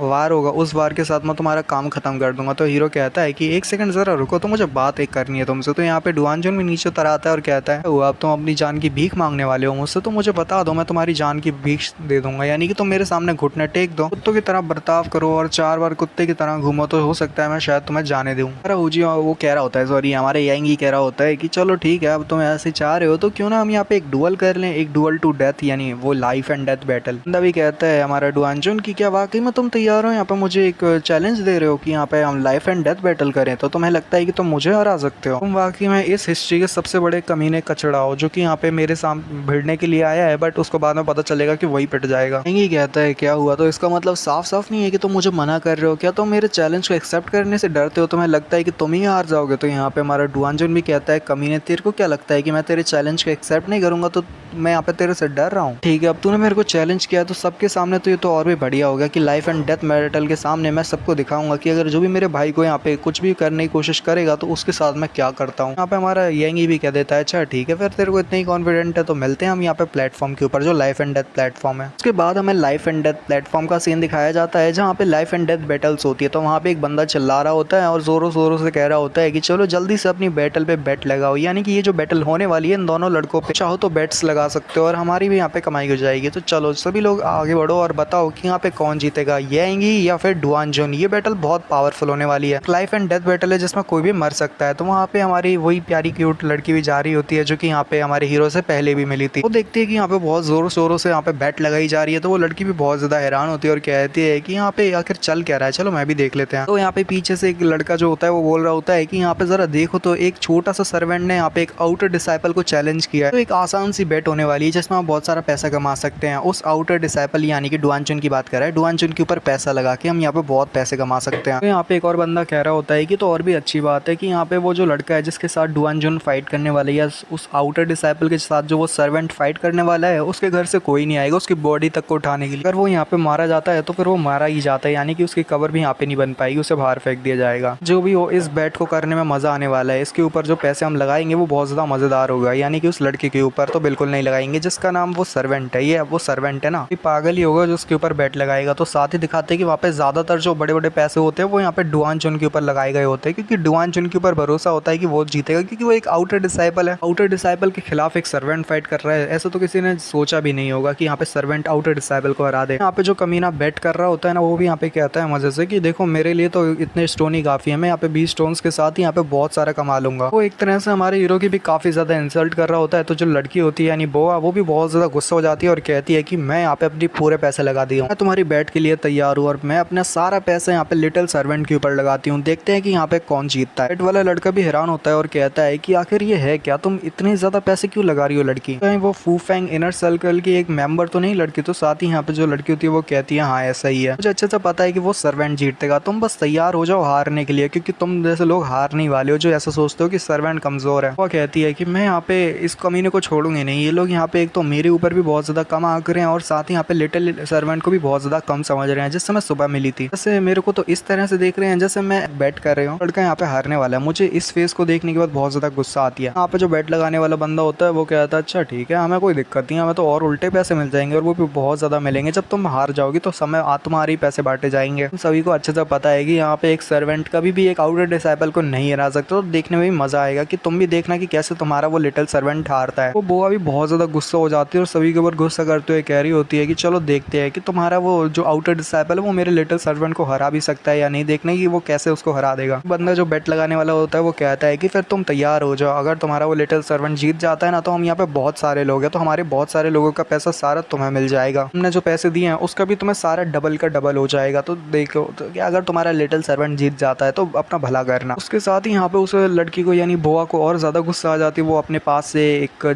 जो भी होता है उससे बहुत सारे पैसे और निकाल लेती है और कहती है कि चलो ये लो, ये और भी ज्यादा है, ये 20 तलिस्मन है जो कि जिसकी प्राइस जो है वो बहुत ज्यादा होगी, यानी कि 500 एनर्जी स्टोन्स के बराबर होगी। अपने 500 एनर्जी स्टोन्स ही लगा रही हूँ, यानी 20 तलिस्मन तो वो रख रही है बट उसके बदले में 500 एनर्जी स्टोन्स के बराबर उसकी कीमत होगी। तो मैं 500 एनर्जी स्टोन्स और लगा रही हूँ, ये लो मैं तैयार हूँ उस लड़की के ऊपर और पैसे लगाने के लिए। तो यहाँ पे बंदा कहता है बेट वाला कि क्या वाकई में तुम अपने मीडियम तलिस्मन यहाँ पे एनर्जी स्टोन्स के बदले लगाने वाली हो, तो ये बहुत बड़ी रकम होगी, क्या तुम वाकई में श्योर श्योर हो, अगर तुम हार जाती तो तुम्हारा सारा पैसा यहाँ पे डबल होके हम सभी को मिल जाएगा। बैट वाला लड़का सोच रहा होता है कि ये छोटी बच्ची जो है ना, ये बिल्कुल भी वो समझदार नहीं है, यानी कि ये बहुत ज्यादा ही बुद्धू है। पर जब ये हार जाए तो इसके टेलिस्मन्स के साथ हम बहुत सारा कमाई भी कर सकते हैं और इस लड़की को दोबारा किसी बेट में फंसा के इससे बहुत कुछ लूट सकते हैं। ये भी कहती है कि देखो तुमने भी बहुत बड़ी गलती कर दी उस बेकार स्काउट और डिसाइबल के ऊपर अपना सारा पैसा बर्बाद करके। कि हमारी जो बुआ होती है मन में सोच रही होती है कि मैं भले यहाँ पे कितने भी पैसे लगा दूं, मेरा तो ऐसा कोई है नहीं यहाँ पे इस शॉर्ट सेक्टर में जो मेरे खिलाफ जा सके, यानी कि वापस मैं अपने पैसे वापस कर लूंगी, ऐसा नहीं कि कोई मुझे रोक सकता है। तो साथ ही यहाँ पे हमारा हीरो भी आगे बढ़ता है यहाँ पे एक क्लोक को पहन के, यानी कि एक तरह से अपनी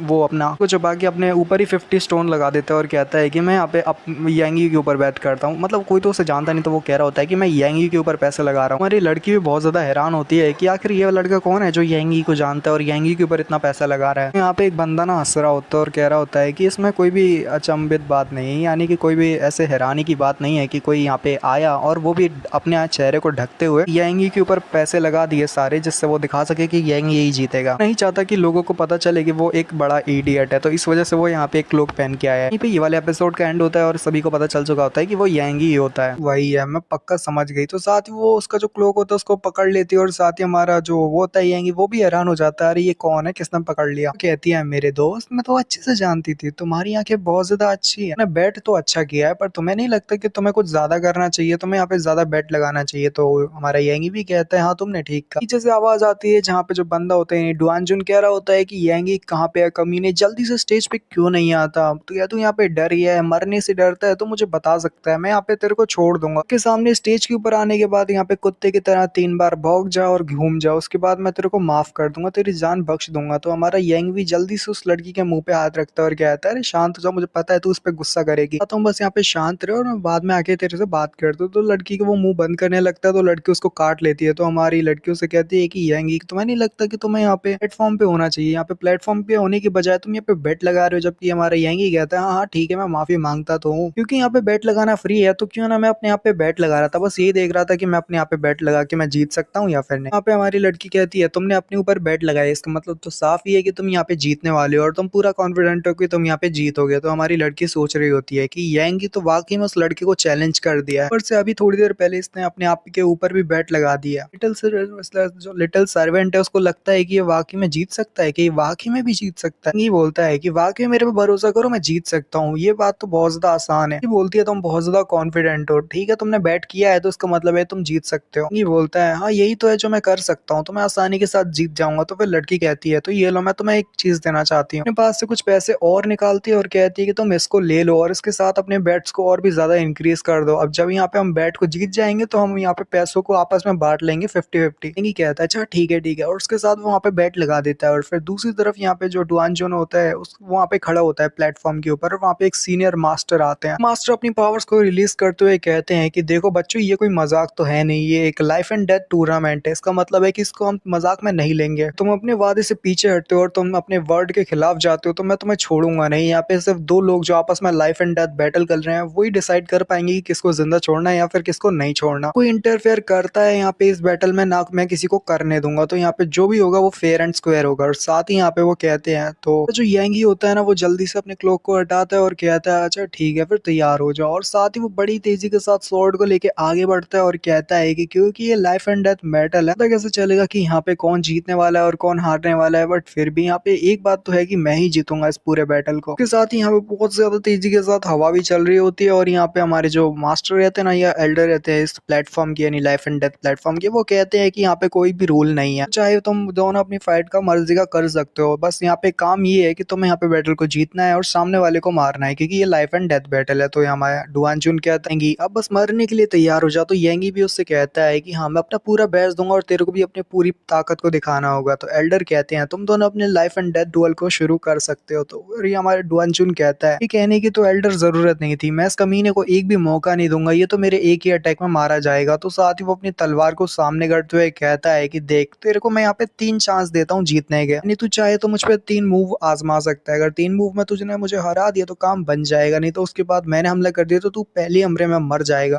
जो होता है ना येंगी कहता है अरे इडियट तू तो बहुत बड़ा इडियट है। तो साथ ही वो बड़ी तेजी के साथ आगे बढ़ता है, इतनी स्पीड के साथ अपनी तलवार को निकाल के उसके बहुत ज्यादा करीब ले आता है। जुन भी बहुत ज्यादा शौक में हो जाता है, उसे समझ नहीं आती कि ये इतनी ज्यादा तेजी के साथ आगे कैसे आ गया। और उसके ऊपर हमला करके वो उसके मुंह से ब्लड निकाल देता है। यांगी नोटिस करता है कि इस कमीने ने तो एक आर्मर को पहना हुआ है, तो यांगी पीछे हट जाता है और डुआन जुन का आर्मर हमें दिखाया जाता है कि वाकई में उसने एक आर्मर को पहना हुआ था और वो मन में कहता है ये कमीना उसके पास इतनी ज्यादा फोर्स कैसे थी। तो हमारी बुआ भी बहुत ज्यादा खुश होती है और कहती है कमाल का अटैक था यांगी, तुमने तो कमाल कर दिया। और साथ ही पीछे जो बैट वाला बंदा होता है वो भी कहता है हंसते हुए, देखो तो यहाँ पे एक रैबिट एक लॉयन के ऊपर फाइट कर रहा है और उसके ऊपर हमला भी कर दिया है। अगर ये लॉयन थोड़ा भी यहाँ पे पावरफुल नहीं रहा ना तो आज ये रैबिट से हार जाएगा। अंजुन पावरफुल है बट अपने सामने वाले एनिमी को बहुत ज्यादा कम आंक रहा है, उसे ये ऐसा नहीं करना चाहिए। और साथ ही फिर डुआनजुन भी सीरियस हो जाता है और हंसते हुए कहता है अच्छा ठीक है यांगी, मैं तुम्हें अंडर एस्टिमेट नहीं करूंगा अब, क्योंकि तुम मेरे ऊपर फुल पावर से हमला कर रहे हो तो बारी है मेरी भी अपनी ताकत दिखाने की। और वो अपने पास से पावरफुल शॉट को बाहर निकालता है जिसे डुअल शॉट कहते हैं। बंदा भी बैट लगाने वाला कहता है कि तो कमाल है, देखने में मजा आएगा कि वो डुअल शॉट कितनी पावरफुल है, क्योंकि अब उसने बाहर निकाल लिया तो शायद वो एक ही बारे में हमले को खत्म कर देगा। तो लड़की बुआ भी कहती है क्या डुअल शॉट, मैंने पहली बार सुना है। बंदा अपने पास से वो जो डुअल शॉट होती है उसको हमले की तरफ आगे करने लगा होता है और एक बड़ा सा स्लैश लगाता है। वो स्लैश बहुत ही ज्यादा पावरफुल होता है और यांगी की तरफ आगे बढ़ रहा होता है और यांगी भी मुस्कुरा रहा होता है जैसे ही वो आसानी के साथ उसे ब्लॉक कर सकता है। यहाँ पे यांगी भी ऐसे ही करता है, आसानी के साथ उस हमले को ब्लॉक कर देता है और उल्टा हमला करता है, जबकि एल्डर भी साइड में खड़े देख रहे होते हैं। ये परफेक्ट अटैक किया है इसने, पीछे से हमला करके बहुत ज्यादा बेहतरीन चाल चली है। बच्चा जो भी है इसको अंडर एस्टिमेट नहीं किया जा सकता, भले ही इसकी रैंक जो है सामने वाले से कम है। वो यांगी की बात कर रहे हैं, यांगी की जो कल्टीवेशन है वो डुआनजुन से कम है, पर यांगी वाकई में एक्स्ट्राऑर्डिनरी बच्चा है जो मुझे ऐसे शॉर्ट प्ले दिखा रहा है जो कि मैंने आज तक कभी नहीं देखे। यांगी भी फिर हमला करने के लिए आगे बढ़ता है और अपनी स्पीड के साथ उसके बहुत ज्यादा करीब हो जाता है। और जब उसके करीब आता है तो डुआनजुन काफी ज्यादा घबराने लगता है क्योंकि उसे लगता है कि वाकई में ये बैटल उसको हारने वाला है। हमारा जो यांगी होता है वो अपने स्वॉर्ड को लेके इतनी ज्यादा तेजी के साथ आगे बढ़ता है और यहाँ पे अपनी एनर्जी को रिलीज करता है और उसके पीछे भी आ जाता है। वो जो बंदा होता है वो अपनी स्वॉर्ड के साथ यांगी के हमले को ब्लॉक करता है, but still no problem. Yanghee और ज्यादा प्रेशर को इंक्रीज करता है, जबकि जो बैट लगाने वाला लड़का होता है ना वो भी कहता है ये सर्वेंट इस कमीने की हिम्मत कैसे हुई कि जो एक आउटर डिसाइपल को पीट रहा है और बेरहमी से पीट रहा है। साथ वाले लोग भी कहने लगते हैं ये पॉसिबल कैसे हो सकता है, ये तो बस एक नौकर है और यहाँ पे नौकर को कभी भी इतना ज्यादा पावरफुल बन ही नहीं सकता जिंदगी में, एक आउटर डिसाइपल से भी पावरफुल कैसे हो सकता है। यांगी भी कहता है कि बस यहाँ पे तुम्हारा काम खत्म हुआ और अब तुम थोड़ी देर के लिए आराम कर लो। यांगी जो होता है ना वो जल्दी से अपनी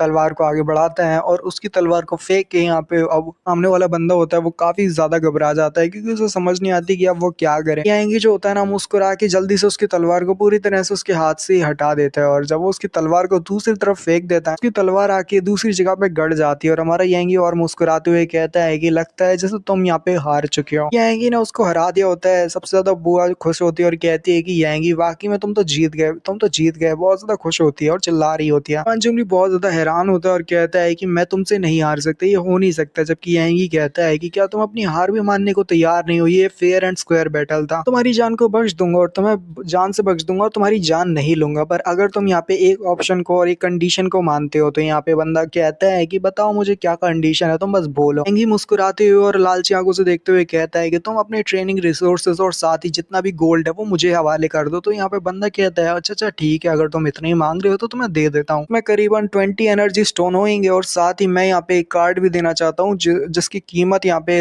10,000 गोल्ड कॉइन के बराबर है। तुम किन एम्पायर में इसका इस्तेमाल कहीं पे भी करोगे तो ये तुम्हारे काम आएगा और ये कार्ड बहुत ज्यादा पैसों से भरा हुआ है तो तुम्हें काफी ज्यादा मदद होगी। तो बंदा अपने मन में एक ख्याली पुलाव बनाते हुए कह रहा होता है डेवली से स्माइल देते हुए कि देख एक बार आएंगी, मुझे बस मौका तो मिलने दे, आज के दिन नहीं तो मैं दूसरे दिन यहाँ से तेरे पे रिवेंज लूंगा, किसी पावरफुल को लाके तुझे मरवा दूंगा। तो यांगी जो होता है ना यहाँ पे दिखाते कि कितना ज्यादा मुस्कुरा रहा होता है। जब फाइनली यहाँ पे उसके हाथ में वो पैसे लग गए होते हैं तो वो आगे बढ़ता है और डेवल से स्माइल देते हुए वो यहाँ पे आगे बढ़ के उसे क्रिपल कर देता है और उस पे एक हमला कर देता है और वो अंदर जोरदार चीख मारता है। कहता है कि क्यों लड़के तुमने ऐसा क्यों किया। तो हमारा यांगी कहता है कि मैंने कहा था कि मैं तुम्हारी जान नहीं लूंगा, मैंने ये नहीं कहा था कि मैं तुम्हें यहाँ पे मार नहीं सकता, तो मैं तुम्हें क्रिपल तो कर ही सकता हूँ, क्यों है ना। तो साथ ही यहाँ पे वो कहता है कि मैं यहाँ पे ठीक से सो भी नहीं पाऊंगा अगर मुझे पता चलेगा कि तुम्हारे जैसा एक कुत्ता मेरे चारों तरफ घूम रहा है और मुझे काटने के लिए दौड़ेगा। उसके बाद हम देखते हैं कि यहाँ पे जो लड़की होती है नहीं बोआ, वो भी काफी ज्यादा खुश हो जाती है और अपने हाथ को आगे बढ़ाती है और कहती है कि चलो मेरे पैसे दो। वो जो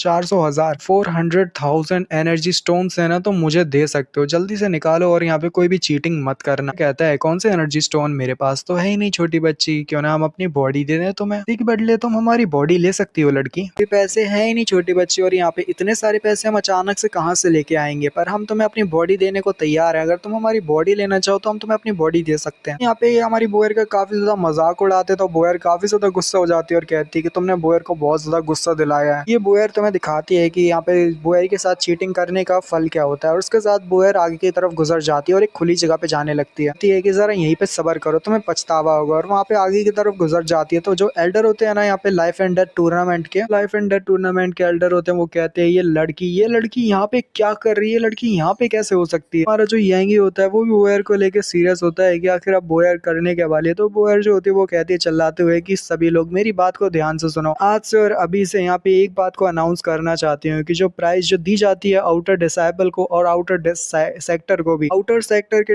वो एल्डर्स, बड़े बड़े एल्डर, मैं उनको भी यहाँ पे कहना चाहूंगी तुम लोगों ने अपना काम बिल्कुल भी ठीक से नहीं किया, और बोयर बहुत ज्यादा गुस्से में है। तुम्हारे जो डिसाइपल है आउटर डिसाइपल, वो यहाँ पे बिल्कुल भी उनको जो पैसे मिलते हैं वैसे बहुत सारे पैसे कट ऑफ किए करने वाले हैं, मैं यहाँ पे उनके पैसे भी बहुत ज्यादा कट ऑफ करती हूँ। ये सब चीजें चलती जाएगी, और बाकी का जो आउटर सेक्टर है ना, उनको यहाँ पे इतनी ज्यादा प्रोवाइड नहीं की जाएगी, जो सर्विस मिलती आ रही थी ना आपसे, अब वो भी बहुत ज्यादा कम कर दी जाती है। तो साथ ही यहाँ पे बच्चे जो होते हैं ना बोयर पे हंसने लगते हैं, कहता है कि क्या ये लड़की अपने आप को पेट्रियाट समझ रही है जो यहाँ पे ऑर्डर दी जा रही है। दूसरा वाला कहता है ये लड़की पागल हो चुकी है और गुस्सा हो चुकी है, इस वजह से जो मन में आया वो कहने जा रही है। दूसरा वाला कहता है लगता है जैसे हमें लड़की की बात मान लेना चाहिए, नहीं तो गुस्सा हो गया मैं कहीं पेट पाट ना करते हैं। यहाँ पे सामने आ जाता है और कहता है कि जो लोग यहाँ पे बेट लगाए थे और जिन लोगों ने बेट लगाया था कि वो सारे पैसे इस लड़की को देंगे, तो यहाँ पे तुम सभी को दो ऑप्शन देता हूँ। वो दो ऑप्शन ये है कि पहला है लड़की को पे करो, जो जैसे उसने यहाँ पे डील की थी लड़की ने, कि अगर वो यानी मैं जीत जाता हूँ तो तुम्हें उस लड़की को जितने पैसे देने थे ना, उतने सारे पैसे निकाल के जल्दी दे दो। दूसरा ऑप्शन है कि मरने के लिए तैयार हो जाओ, और यहाँ पे बोयर भी काफी ज्यादा खुश होती है कि जो यंगी है वो कितना ज्यादा कूल है और उसकी मदद कर रहा है। बंदा निकल के आता है और कहता है कि हे तुम्हारा रिलेशनशिप तो बताओ जरा, आखिर तुम्हारा उस लड़की के साथ क्या चक्कर है। यहाँ पे एक स्टूडेंट की तरह बर्ताव करना चाहिए, एक लाइफ एंड डेथ बैटल जीत के लिया, तुम यहाँ पे अपने आप को तीसमार खान समझ रहे हो। तो यहाँ पे हमारा जो यंगी होता है वो कहता है तो अच्छा तुम्हें लगता है तुम बहुत ज्यादा शक्तिशाली हो और तुम मुझे हरा सकते हो, और तुमने अभी थोड़ी देर पहले कहा था ना कि तुम अपनी बॉडी के साथ पे करोगे, तुम वैसे भी मुझे यहाँ पे अपनी मार्शल आर्ट्स को प्रैक्टिस करने के लिए बॉडी की तलाश थी, तो चलो अब अपनी बॉडी के साथ पे कर दो और मुझे वो बॉडी दे दो। यहाँ पे बोयर की तरफ, तो बोयर को छोड़ के तुम मुझे अपनी बॉडी दे सकते हो, मैं उसके ऊपर पंचिंग बैग बना के उसको प्रैक्टिस करूंगा। वो जो बंदा होता है वो भी कहता है आउटर सेक्टर का जो पहले से आउटर सेक्टर की जो प्लेस है यहाँ पे ऐसा नहीं कि यहाँ पे तुम अपनी मन मर्जी का कुछ भी चलाओ, यहाँ पे बिहेव करो एक स्टूडेंट की तरह पे, नहीं तो मैं तुम्हें एक लेसन सिखाऊंगा। आगे बढ़ के यहाँ पे हमला करता है और कहता है चलो चलो सभी लोग यहाँ पे आगे बढ़ो और इस कमीने को सबक सिखाते हैं। सभी लोग यहाँ पे सपोर्ट कर रहे होते हैं, आगे नहीं बढ़ता, तो चिल्लाते हुए बंदा कहता है अरे कमीनों को, यहाँ पे वो बंदा अकेला है, उसने डुआनजन को हरा दिया, इसका मतलब ये नहीं कि वो हम लोगों को भी हरा देगा। तो बंदा कहते हैं सब लोग हाँ ठीक है। एंगी कहता है कि बोयर यहाँ पे छुपने के लिए एक जगह ढूंढ लो क्योंकि वो तुम्हें पीटने के लिए भी आएंगे। तो बोयर कहती है कि नहीं आएंगी, मुझे तुम्हारे ऊपर पूरा भरोसा है, तुम आसानी के साथ उन सभी लोगों को हरा दोगे। इसके साथ वो जो बेट लगाने वाला लड़का होता है ना, बड़ी तेजी के साथ आगे बढ़ता है जिसको यांगी के ऊपर हमला करता है। यांगी जो होता है ना वो भी आगे बढ़ के अपना किक मारता है उस बंदे के ऊपर, किक के साथ वो उसके मुंह से ब्लड निकाल देता है और कहता है अच्छा ठीक है मैं तेरे को पहले लेसन सिखाता हूँ, नहीं तो फिर तू यहाँ पे दोबारा से वही गंदी हरकत करेगा। यांगी एक को पीटता है, दूसरे को पीटता है और यहाँ पे पूरे सारे लोगों को सुला देता है जो कि यांगी को और साथ ही बोयर को पीटने के लिए आगे बढ़े थे, तो सबको यांगी सुला देता है। और जो बोयर होती है काफी ज्यादा खुश होती है और कहती है फाइट तुमने अच्छी की यांगी, तो वाकई मुझे खुश कर दिया कि तुमने सारे लोगों को पीट दिया जिनकी गलतियां थी। तो यहाँ पे यांगी कह रहा होता है कि हाँ इन जैसे कमीने लोगों को सबक सिखा के जो है ना काफी ज्यादा अच्छा लग रहा है। तो सभी लोग जो होते हैं ना जो पिट गए होते हैं वो कहते हैं ये बात तो पहले से ही हो चुकी थी कि यहाँ पे यांगी ही जीतेगा। यांगी जिसने डुआनजन को हराया जो यहाँ पे सबसे ज्यादा स्ट्रॉन्गेस्ट था, तो भला हम जैसे लोग क्या ही तो रोक पाएंगे उसको। यांगी तो हमारा मैच ही नहीं, यानी कि यांगी बहुत ज्यादा पावरफुल है और हम उसके साथ मैच किया यहाँ पे उसके आसपास भी नहीं है। तो यहाँ पे जो सभी लोग होते हैं वो यांगी से घबरा रहे होते हैं और एक बंदा कहता है कि चलो जल्दी से, यहाँ पे लगता है कि यांगी को पावर स्टोन देने ही पड़ेंगे, जो भी मतलब एनर्जी स्टोन है ना वो देने पड़ेंगे। वो जो बंदा होता है वो काफी ज्यादा घबरा रहा होता है कि यहाँ पे वो उसके पास है तो है नहीं 400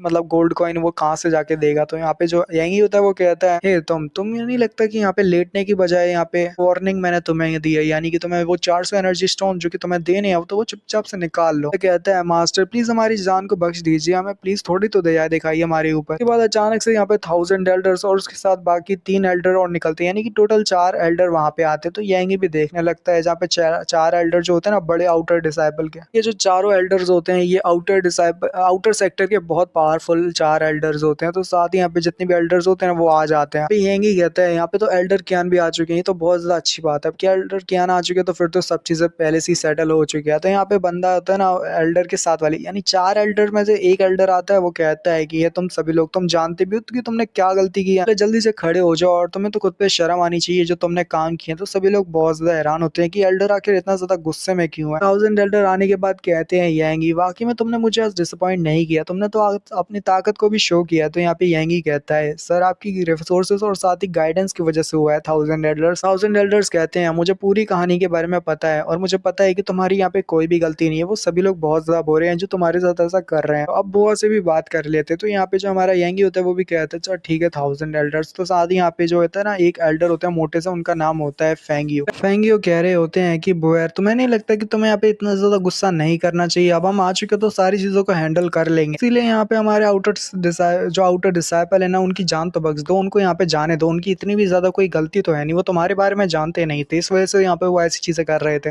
अभी भी बुआ बहुत ज्यादा गुस्सा होती है। तो वो यहाँ पे जो फेंगियो एल्डर होते हैं वो कहते हैं तो चलो उन बच्चों की तरफ से मैं तुम्हें यहाँ पे एनर्जी स्टोन्स देता हूँ, जो तुम्हारे एनर्जी स्टोन्स थे ना जो बच्चे ने बेट लगाई थी, 390,000 एनर्जी स्टोन्स है जो इस रिंग के अंदर है। मैं तुम्हें ये रिंग तो नहीं बट इसके अंदर की जितनी भी चीजें वो दूंगा, जो इसकी कीमत यहाँ पे 390 एनर्जी स्टोन है, 390,000 एनर्जी स्टोन्स है, वो सभी यहाँ पे बोयर को देने वाला होता है। तो बोयर जो होती है वो एल्डर से उसी स्पेस रिंग को ले लेती है जो एल्डर के लिए बहुत ज्यादा स्पेशल होती है। स्पेस रिंग को लेने के बाद कहती है कि ये बहुत ज्यादा अच्छी डील थी, अब मैं पूरी तरह से यहाँ पे शांत हूँ, तो आप चिंता मत कीजिए एल्डर्स, अब मेरे लिए शायद से काम हो चुका है। तो साथ वाले फेंगियो के एल्डर होते हैं ना वो कह रहे होते हैं कि हे तुमने बताया था फेंगियो की ये जो रिंग है जो तुम्हारे पास थी कीमत लगभग गोल्ड कॉइन के बराबर है, यानी 100,000 गोल्ड कॉइन के बराबर है। दुआ करूंगा कि ये जैसी छोटी लड़की जो कि बहुत ज्यादा गुस्से वाली है अब यहाँ पे दोबारा और कुछ गड़बड़ ना कर दे या और कोई सजा वगैरह ना दे दे, यहाँ पे और कुछ गड़बड़ कर दी तो फिर और दिक्कत हो जाएगी हमारे आउटर सेक्टर के लिए। की कह रही होती है कि ये स्ट्रिंग की वजह से हमें यहाँ पे ज्यादातर चीजों को जाने देती हूँ, बट फिर भी अभी तक यहाँ पे आउटर डिसाइपल की प्रॉब्लम सॉल्व नहीं हुई, तुमने अभी तक आउटर डिसाइपल का कुछ नहीं किया। तो यहाँ पे जो फेंगियो एल्डर होते हैं जो गुस्से वाले होते हैं आगे बढ़ते हैं और कहते हैं कि तुमने जो कर्म किया ना उसकी वजह से तुम्हें यहाँ पे बहुत बड़ी सजा मिलती है, और जिन लोगों ने भी यहाँ पे गैम्बल करके डुआन जिनके ऊपर पैसे लगाए थे ना गैम्बल में हिस्सा लेके, सभी को जो पैलेस ऑफ लॉ इन्फोर्समेंट है वहाँ पे जाना है और अपने ऊपर 100 कोड़े बरसाने और उसके बाद यहाँ पे स्टार माइन में जाके वहाँ पे 1 महीना बिताना है। स्टार माइन कोई जगह रहेगी ना वहाँ पे बिताना है, वो बहुत खतरनाक जगह होती है। यहाँ पे सभी जो आउटर डिसाइपल होते हैं उनकी चड्डी फट जाती है और वो यही सोच रहे होंगे कि किसी गलत बंदी से ही पंगा ले लिया उन सभी ने। तो यहाँ पे बोयर भी कह रही होती है 1 महीना, क्या तुम इनको 1 महीने के लिए स्टार माइन में जाने की कह रहे हो, मुझे लगता है इनके लिए 1 साल काफी होगा। तो यहाँ पे हमारा यांग आगे बढ़ता है और कहता है कि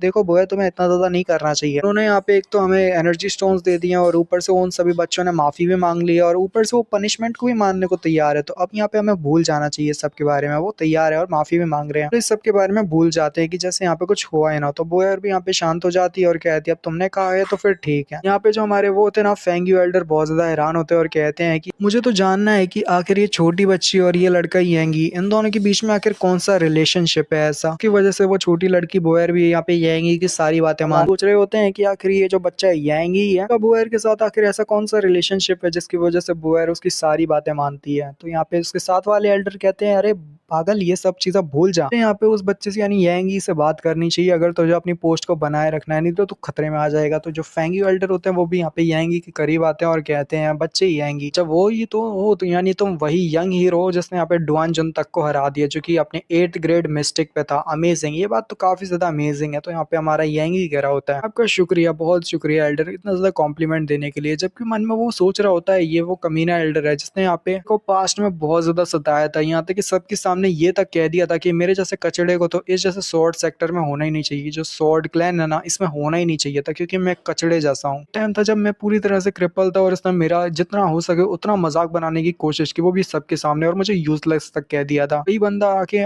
मतलब आगे आने के बाद मेरे को बहुत ज्यादा रिस्पेक्ट शो कर रहा है और मेरे को बहुत ज्यादा मान रहा है कि हाँ मैं बहुत ज्यादा अच्छा और पावरफुल हीरो, इसी वजह से कर रहा है क्योंकि मेरे बगल में बुएर और मैं बुएर से अच्छे से बात करता हूँ और हम दोनों दोस्त हैं, इस वजह से यहाँ पे मेरी इतनी ज्यादा रिस्पेक्ट कर रहा है। पर आखिर लड़की कि है कौन जिसके सामने। तो यहाँ पे आउटर सेक्टर के एल्डर भी बहुत ज्यादा डरते हैं। यहाँ पे जो लिटिल बॉयर होती है वो भी कहती है कि बस इतना ही, मुझे नहीं लगता, मेरे दोस्त को इतना कहना काफी है। यहाँ पे मेरा जो दोस्त है ना वो बहुत ज्यादा गरीब है, आपको नहीं लगता कि एल्डर यहाँ पे और कुछ करना चाहिए उसके लिए, आपको यहाँ पे अच्छा सा वेपन देना चाहिए। उसका वेपन तो बिल्कुल ही कमजोर है, आप उसके आगे बढ़ के एक अच्छा सा वेपन दे सकते हो। मेरे दोस्त तो बहुत ज्यादा बड़े होते हैं, यानी कि मेरे जितने भी दोस्त हैं वो बहुत ज्यादा अच्छे होने चाहिए और उनके पास अच्छे अच्छे सामान होने चाहिए। तो इस वजह से इसको एक हाई और टॉप क्लास, एक तरह से एक टॉप क्लास का वेपन मिलना चाहिए जो टॉप ग्रेड का हो, तो वो आप उसको दे सकते हो। तो यहाँ पे एल्डर भी बहुत ज्यादा घबरा जाते हैं और कहते हैं वाकई में आप तो देना ही पड़ेगा इस बच्चे को। तो अपने पास से एक टॉप क्वालिटी का जो सबसे पावरफुल लॉन्ग स्वॉर्ड होती है ना वो बाहर निकालते हैं और कहते हैं कि ये बहुत ज्यादा पावरफुल स्वॉर्ड है तो तुम इसको ले सकते हो। तो यहाँ पे यांगी सोच रहा होता है ये एक बसाल स्वॉर्ड है जो कि टॉप ग्रेड का हॉन्ग रैंक वेपन है, बाकी में बहुत ज्यादा बड़ी चीज देती। तो साथ वाले एल्डर भी कहते हैं यंग बॉय मेरे पास भी कुछ प्रेजेंट है जो मैं देना चाहता हूँ। अब ये दोनों भी एल्डर यार इतने चालाक हैं क्योंकि उन्हें यांगी के साथ अपनी पोजीशन को बनाए रखना पड़ेगा। यांगी को प्रेजेंट देंगे इसका मतलब है वो बुएर के नजरों में भी अच्छे बन जाएंगे, जिससे उनकी भी पोस्ट अच्छी हो जाएगी। वो जो एल्डर रहते हैं ना साथ वाले वो कहते हैं कि एक हॉन्ग ग्रेड का आयरन आर्मर और साथ ही इसमें कुछ 10 पिल्स हैं जो तुम्हारे काफी ज्यादा काम आएगी, तो तुम इसको ले सकते हो। तो साथ वाले एल्डर जो होते हैं होंग जी फैंगलिंग टेक्निक देते हैं। वो होंग जी फैंगलिंग टेक्निक जो है ना बहुत ज्यादा पावरफुल टेक्निक है, बट ऐसा नहीं कि वो ओरिजिनल वाली है, वो कहते हैं कि ये इसका कॉपी है,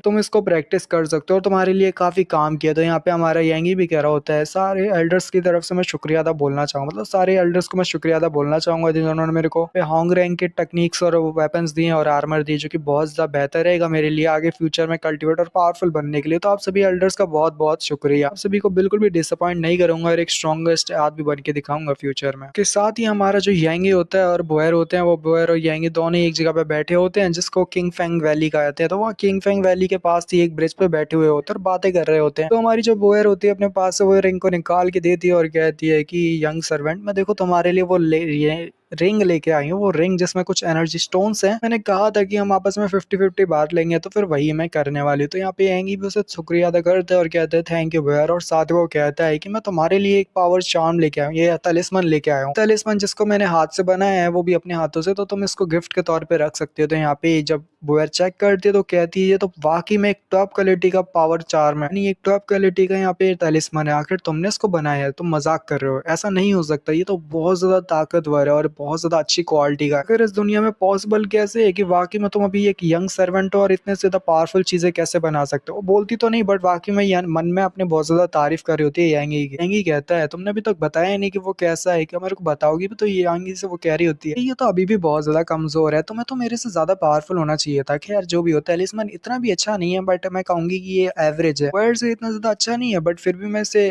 मानती हूँ और अप्रिशिएट करती हूँ तुम्हारे हार्डवर्क को। तो यहाँ पे यांगी कहता है अच्छा अच्छा ठीक है, इतना ज्यादा फैमिलियर तो नहीं हूँ, जो रूइंस होते हैं उनके प्रॉपर्टीज के बारे में तो नहीं पता, बट फिर भी क्या तुम मुझे फ्यूचर में सिखाओगी और रूइंस के बारे में थोड़ा बहुत बताना कि आखिर इसको कैसे आगे आगे कैसे चीज हम बना सकते हैं और तुम मेरे को इसमें गाइड कर सकती है। तो बोयर कहती है अच्छा अच्छा ठीक है, मैं तुम्हें बता दूंगी और तुम्हें ज्यादा नहीं सिखाऊंगी, फिर भी सिखाने से पहले भी मेरी एक कुछ कंडीशन है वो तुम्हें माननी पड़ेगी। तो मैं यहाँ पे मेरे ग्रैंडपा है ना उनका डिसाइपल बनना पड़ेगा, और मेरे ग्रैंडपा का डिसाइपल बनने के बाद तरह से मेरे ग्रैंडपा के डिसाइपल बन जाओगे तो इसका मतलब होगा कि तुम आगे जाके मेरे एक जूनियर ब्रदर बनने वाले हो। तो जूनियर ब्रदर तुम्हें बनना पड़ेगा कि तुम मेरे एक तरह से जूनियर हो जाओगे। तो यहाँ पे हमारा यांगी कहता है क्या मैं तुम्हारा जूनियर ब्रदर हो जाऊंगा? फिर कहती है ये काफी ज्यादा अच्छी डील है ना जूनियर ब्रदर, चलो मैं तुम्हारा आपसे ख्याल रखा करूंगी क्योंकि तुम फ्यूचर में तो मेरे जूनियर ब्रदर ही बनोगे। तो यहाँ पे यांगी कहता है अच्छा ठीक है, और सीनियर सिस्टर तुम्हारा बहुत बहुत शुक्रिया। इसके साथ ही बोयर जो होती है वहां से निकल जाती है और कहती है अच्छा ठीक है फिर मैं बाद में आती हूँ और फिर हम खेलेंगे। तो साथ ही हमारा यांगी भी उसे गुड बाय करता है और कहता है तुम्हारा बहुत बहुत शुक्रिया आज के लिए। कहती है कि ब्रदर अच्छे से काम करते रहना और ऐसी पावरफुल तलिस्मन बनाते रहना, तो तुम एक बहुत अच्छे रूइन मास्टर भी बन जाओगे फ्यूचर में। तो साथ ही यहाँ पे जो नेक्स्ट सीन होती है लियानफेंग माउंटेन का सीन दिखाया जा रहा होता है। उस माउंटेन पे यहाँ पे एक साथ ही आता है मोटा सा चबी इंसान, वो कहता है ब्रदर किंग यांगी है वो 6th ग्रेड का मिस्टिक मार्शल एक्सपर्ट बन चुका है। तो क्या तुम सोचते हो यांगी ये वाकई में अपनी कल्टीवेशन को स्पीड के साथ बढ़ा रहे हैं, यहाँ तक कि अभी अभी मुझे खबर आई है कि उसने यहाँ पे 8th ग्रेड डुआन जुन को भी हरा दी जो 8th ग्रेड का था। तो यहाँ पे जो वो होता है ना यानी किंग बन जाएगा। किंग ही होता है वो मुस्कुराने लगता है और कहता है यांगी बहुत बार सुना है मैंने तुम्हारे बारे में, अब तो तुम्हारे बारे में बहुत सारे किस्से बाहर निकल के आ रहे हैं, मजा आने वाला है। उस जैसे कमीना एक मिस्टिक मार्शल नेम का एक्सपर्ट बन चुका है, तो मजाक की बात नहीं है, तो बाकी में सीरियस बात है। तो वो मोटा सा बंदा होता है, वो यहाँ पे कह रहा होता है किंग यू सर, इधर किंग यू। तो मैंने नहीं लगता कि उस जैसे कमीने आउटर डिसाइपल जो कि अभी तक मतलब एक सर्वेंट जो कि अभी तक आउटर डिसाइपल नहीं बना, हमें उसे सबक सिखा देना चाहिए, उसकी जान ले लेनी चाहिए। हम उसे अभी क्रिपल कर देते तो उस जैसे एक सर्वेंट कभी भी फ्यूचर में आउटर डिसाइपल नहीं बन पाएगा। अभी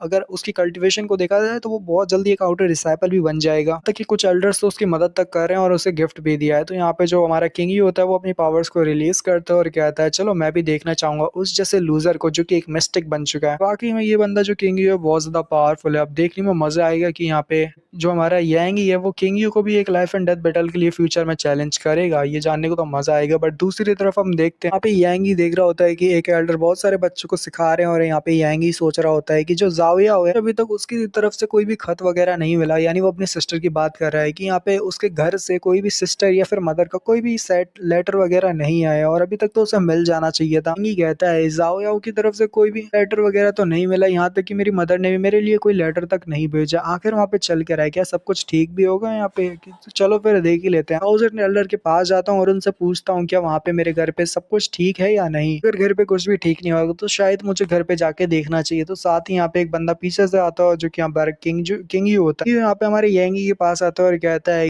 तो यहाँ पे दिखाते हैं जो वो होता है ना लियो किंग वो वहाँ पे आने के बाद उसे कह रहा होता है कि यांगी काफी समय बाद मिल रहे हैं, वैसे कि वैसे ही कचड़े रह गए हो, यानी कि एक क्रिपल्ड इंसान की तरह हो जो स्वेट क्लैन में आने के बाद भी बहुत ज्यादा कमजोर है, जो कि मेरी चीटी समान है मेरे सामने। तो क्या लगता है कि तुमने यहाँ पे एक बड़ी सी लाइफ एंड डेथ बैटल को क्या जीत लिया है? तुम अपने आप को बहुत ज्यादा तीसमार खान समझने लग रहे हो ना, तो यहाँ पे गलत फहमी मत पालना कि तुम बहुत ज्यादा स्ट्रॉन्गर बन चुके हो। तो यहाँ पे यांगी उस लड़की की तरफ देखता है और मन में कहता है कि ये बंदा वही है, यानी कि इसके साथ ही यहाँ पे वो बंदा बोलना शुरू करता है और कहता है हाँ मैं हूँ ल्यू कैंगी।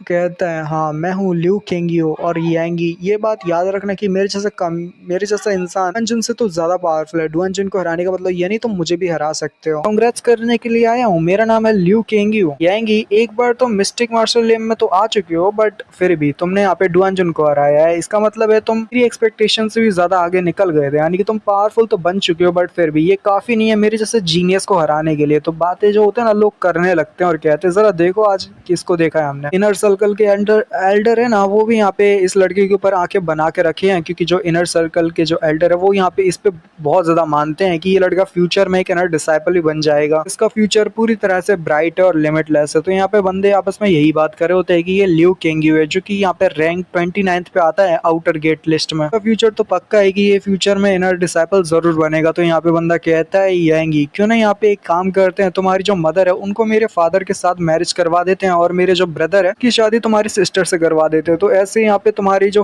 फैमिली है ना उसका फ्यूचर काफी ज्यादा ब्राइट होएगा और अच्छा होएगा। तो यहाँ पे यांगी कहता है ऐसी बात है तो तुम्हारे घर में जितनी भी औरतें हैं ना उन सब की शादी तुम मुझसे करवा दो, तो ऐसे हम भी रिलेटिव्स बन जाएंगे। तो यहाँ पे जो हमारा वो होता है वो गुस्सा हो जाता है और कहता है क्या तू मरना चाहता है, तो मेरे से बकवास कर रहा है। यहाँ पे यांगी के ऊपर हमला करने के लिए एक मौका मिल जाता है, क्योंकि यांगी ने उसका उल्टा जवाब दिया था ना, इस वजह से वो यहाँ पे उसके ऊपर हमला करता है और कहता है तूने मुंह कैसे चलाया, अब तू मरेगा। और साथ ही यहाँ पे जब यांगी देखता है कि उसका सबसे पावरफुल हमला उसके ऊपर लगने लगा होता है, ये कहता है ये एक इननेट पावर है, इननेट पावर जो सिर्फ ऐसे रिलेम के कल्टीवेटर यूज कर सकते हैं, जैसे कि ये जो है ना सिर्फ किंग यू यूज कर सकता है। अब मैं नहीं बच पाऊंगा, ये इननेट पावर है जिसका सामना मैं नहीं कर पाऊंगा, मेरी कल्टीवेशन बहुत कम है। उसके साथ ही जो एल्डर होते हैं ना 1000 एल्डर्स हमारे किंग यू के सॉरी यांगी के सामने आ जाते हैं और उस हमले को आसानी के साथ ब्लॉक कर लेते हैं। और यहाँ पे हमारा यांगी भी कहता है 1000 एल्डर्स कहते हैं कि देखो किंग यू तुम बहुत अच्छे डिसाइपल हो और तुमने बहुत अच्छा किया है पूरे सेक्टर के लिए, इसका मतलब ये नहीं कि यहाँ पे दिन दहाड़े किसी भी सेक्टर के डिसाइपल के ऊपर तुम हमला कर दो। किंग यू कहता है कि मुझे माफ करना सर, यहाँ पे यांगी ने मेरी फैमिली की इंसल्ट की थी, तो बस मैं इसको लेसन सिखाने की कोशिश कर रहा था। 1000 एल्डर्स कहते हैं अगर ऐसी बात है तो मैं यांगी का आगे से ख्याल रखूंगा, बट बताओ आगे तुम्हारे पास कुछ कहने के लिए है या फिर बस इतना ही था। किंग वहां से निकल जाता है हंसते हुए और बाय बाय करते और कहता है अच्छा ठीक है, ये किंग यू यहाँ पे लीव चाहता है और यहाँ से चलता बनता है। तो साथ ही यहाँ पे किंग मन में सोच रहा होता है वाकई में ये ल्यू किंग यू वाकई में बहुत ज्यादा पावरफुल है और मैंने लगता है किसी गलत बंदे को ही मान लिया। ये बंदा मेरे को प्रोवोक करने के लिए दोबारा जरूर आएगा और मुश्किलें क्रिएट करेगा, इससे पहले ये दोबारा वापस आए मुझे यहाँ पे अपने आप को तैयार करना होगा और स्ट्रॉन्गर बनना पड़ेगा। चिल्ला के कहता है कि हे वेट, यहाँ पे जरा रुको थोड़ा। तो यहाँ पे हमारा किंग यू भी रुक जाता है, जबकि यांग उससे कह रहा होता है कि मुझे पता है कि तुम मुझे मारना चाहते हो और तुम एक मौका ढूंढ रहे हो जिससे तुम मुझे जान ले सको, तुम मेरी जान ले सको, इसलिए तुम मौका ढूंढ रहे हो। बट मैं यहाँ पे एक चैलेंज अभी रख देता हूँ तुम्हारे सामने कि 3 मंथ बाद अपनी कल्टीवेशन को इतना बढ़ा लूंगा कि हम यहाँ पे डुअल कर पाएंगे। हम लाइफ एंड डेथ प्लेटफॉर्म है ना, उस पे एक और फाइट करेंगे जो कि लाइफ एंड डेथ बैटल होगी, जिसमें देखते हैं कि कौन जिंदा बचेगा। बाद किंग यू भी मुस्कुराने लगता है और जोर जोर से हंसने लगता है, बिल्कुल डेविलिश स्माइल देते हुए। तो वो कहता है अच्छा ठीक है, मैं तुम्हारे चैलेंज को एक्सेप्ट करता हूँ, दुआ करता हूँ कि तुम मेरी एक्सपेक्टेशन पे खड़ा उतरो, जैसा मैं सोच रहा हूँ बिल्कुल वैसी तुम अपनी पावर्स को शो करो और मुझे यहाँ पे एक टफ बैटल देखने को मिले। बाद यांगी जो होता है ना, अपनी जगह पे आने के बाद वहाँ पे प्रैक्टिस कर रहा होता है और साथ ही अपनी जो स्वॉर्ड उससे यहाँ पे फेंग्यू से मिली होती है, उससे वो प्रैक्टिस कर रहा होता है, एक एल्डर से मिली होती है। वो पास्ट की बातों को भी याद करता है, जहाँ पे 1000 एल्डर्स कह रहे होते हैं यांगी मुझे लगता है कुछ ज्यादा ही गुस्से में तुमने कुछ भी उल्टा सीधा बक दिया है, क्या तुम वाकई में ऐसा कर पाओगे? तो यहाँ पे यांगी कहता है, आप ल्यू किंग को तो जानते हो कि वो मुझे मारने के पीछे, अगर यहाँ पे उसे एक भी मौका मिला तो मेरी जान ले लेगा। इससे बेहतर तो यही है कि लाइफ एंड डेथ प्लेटफॉर्म पे मैं अच्छे से फाइट करते हुए मर ही जाऊं। यहाँ पे मैं नहीं चाहता कि वो यहाँ पे कुछ ऐसा गंदी चालों को चले। पे हमारे 1000 एल्डर्स भी कहते हैं अच्छा ठीक है, मान लिया कि तुम यहाँ पे लाइफ एंड डेथ बैटल यहाँ पे उसके साथ करने वाले हो, नहीं लगता कि यहाँ पे ये इम्पॉसिबल है, तुम भला सरपास कैसे करोगे यहाँ पे 6th हेवनली ग्रेड के मिस्टिक राम को? तो 6th हेवनली ग्रेड को तुम कैसे सरपास कर लोगे, वो भी 3 मंथ में? मुझे नहीं लगता कि तुम इतनी जल्दी इससे आगे बढ़ पाओगे, यानी 3 महीना बहुत ज्यादा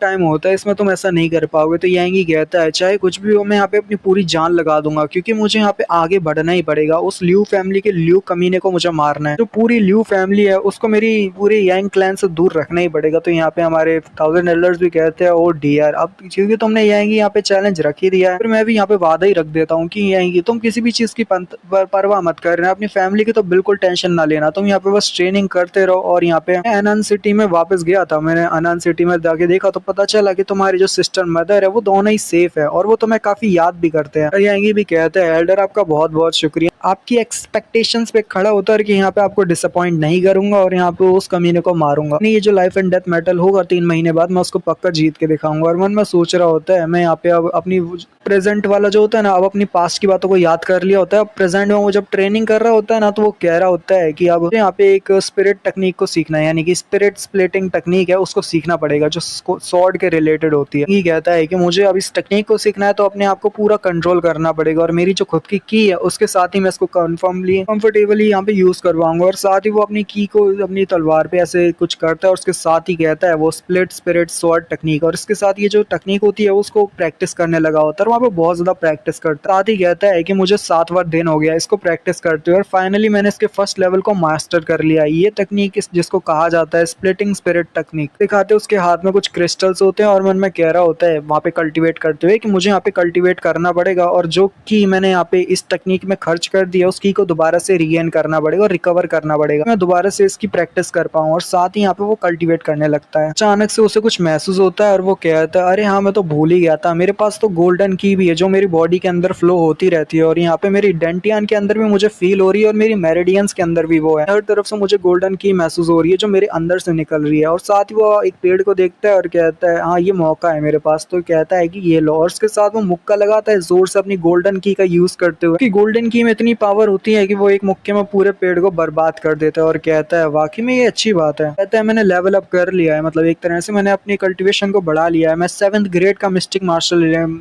पे आ चुका हूँ, यानी मार्शल रियलम पे। कहता है अभी भी मैं ल्यू किंग यू के आसपास भी नहीं हूँ, मुझे और ज्यादा ताकतवर बनना पड़ेगा। और वो कहता है कि शायद ऐसा हो सकता है 100,000 माउंटेन पे जाना पड़ जाए, क्योंकि वहां पे जब मैं जाके ट्रेनिंग करूंगा तो मेरे को यहाँ पे एक रियल बैटल देखने को मिलेगी, यानी वहाँ पे लाइफ एंड डेथ सिचुएशन होगी। उसके बाद सीन हमें वही यहाँ पे 1000 माउंटेन्स का सीन दिखाया जाता है जिसको 100,000 माउंटेन्स भी कहा जाता है। यांगी जब उस माउंटेन्स के करीब आता है तो कहानी सुनाने वाला कह रहा होता है जो 100,000 माउंटेन्स है ना, वो ऐसी टेरिटरी है जो कि वहाँ पे मिस्टीरियस बीस्ट से भरी हुई है और वहाँ पे जो ऑर्डिनरी पीपल है ना, जब वो वहाँ पे जाते हैं तो वो अपनी कल्टीवेशन को बढ़ा सके तो वो कभी लौट के नहीं आते। जो भी इस माउंटेन पे गया है वो जिंदा तो कभी बच के नहीं आया है। और यांगी मन में सोच रहा होता है क्योंकि मुझे बहुत जल्दी के साथ ताकतवर बनना है तो इसका सिर्फ एक ही रास्ता होता है और वो होता है मुश्किल रास्ता, जो कि आप लाइफ एंड डेथ सिचुएशन में फंस जाओ। आप लाइफ एंड डेथ सिचुएशन में गिर जाते हो तो उसके बाद आपकी कल्टीवेशन और ज्यादा दुगनी तेजी के साथ बढ़ती है कि इस फॉरेस्ट पे जाने के बाद वहाँ पे 1000 स्नेक है और कुछ ऐसे फॉरेस्ट है जहाँ मैं एंट्री ले लूंगा, वहाँ पे 10,000 बहुत सारे हज़ारों करोड़ों मॉन्स्टर्स हैं और बहुत सारे ऐसे स्नेक हैं जो कि पॉइजनस स्नेक्स हैं, तो उनका सामना करना पड़ सकता है। और जब वो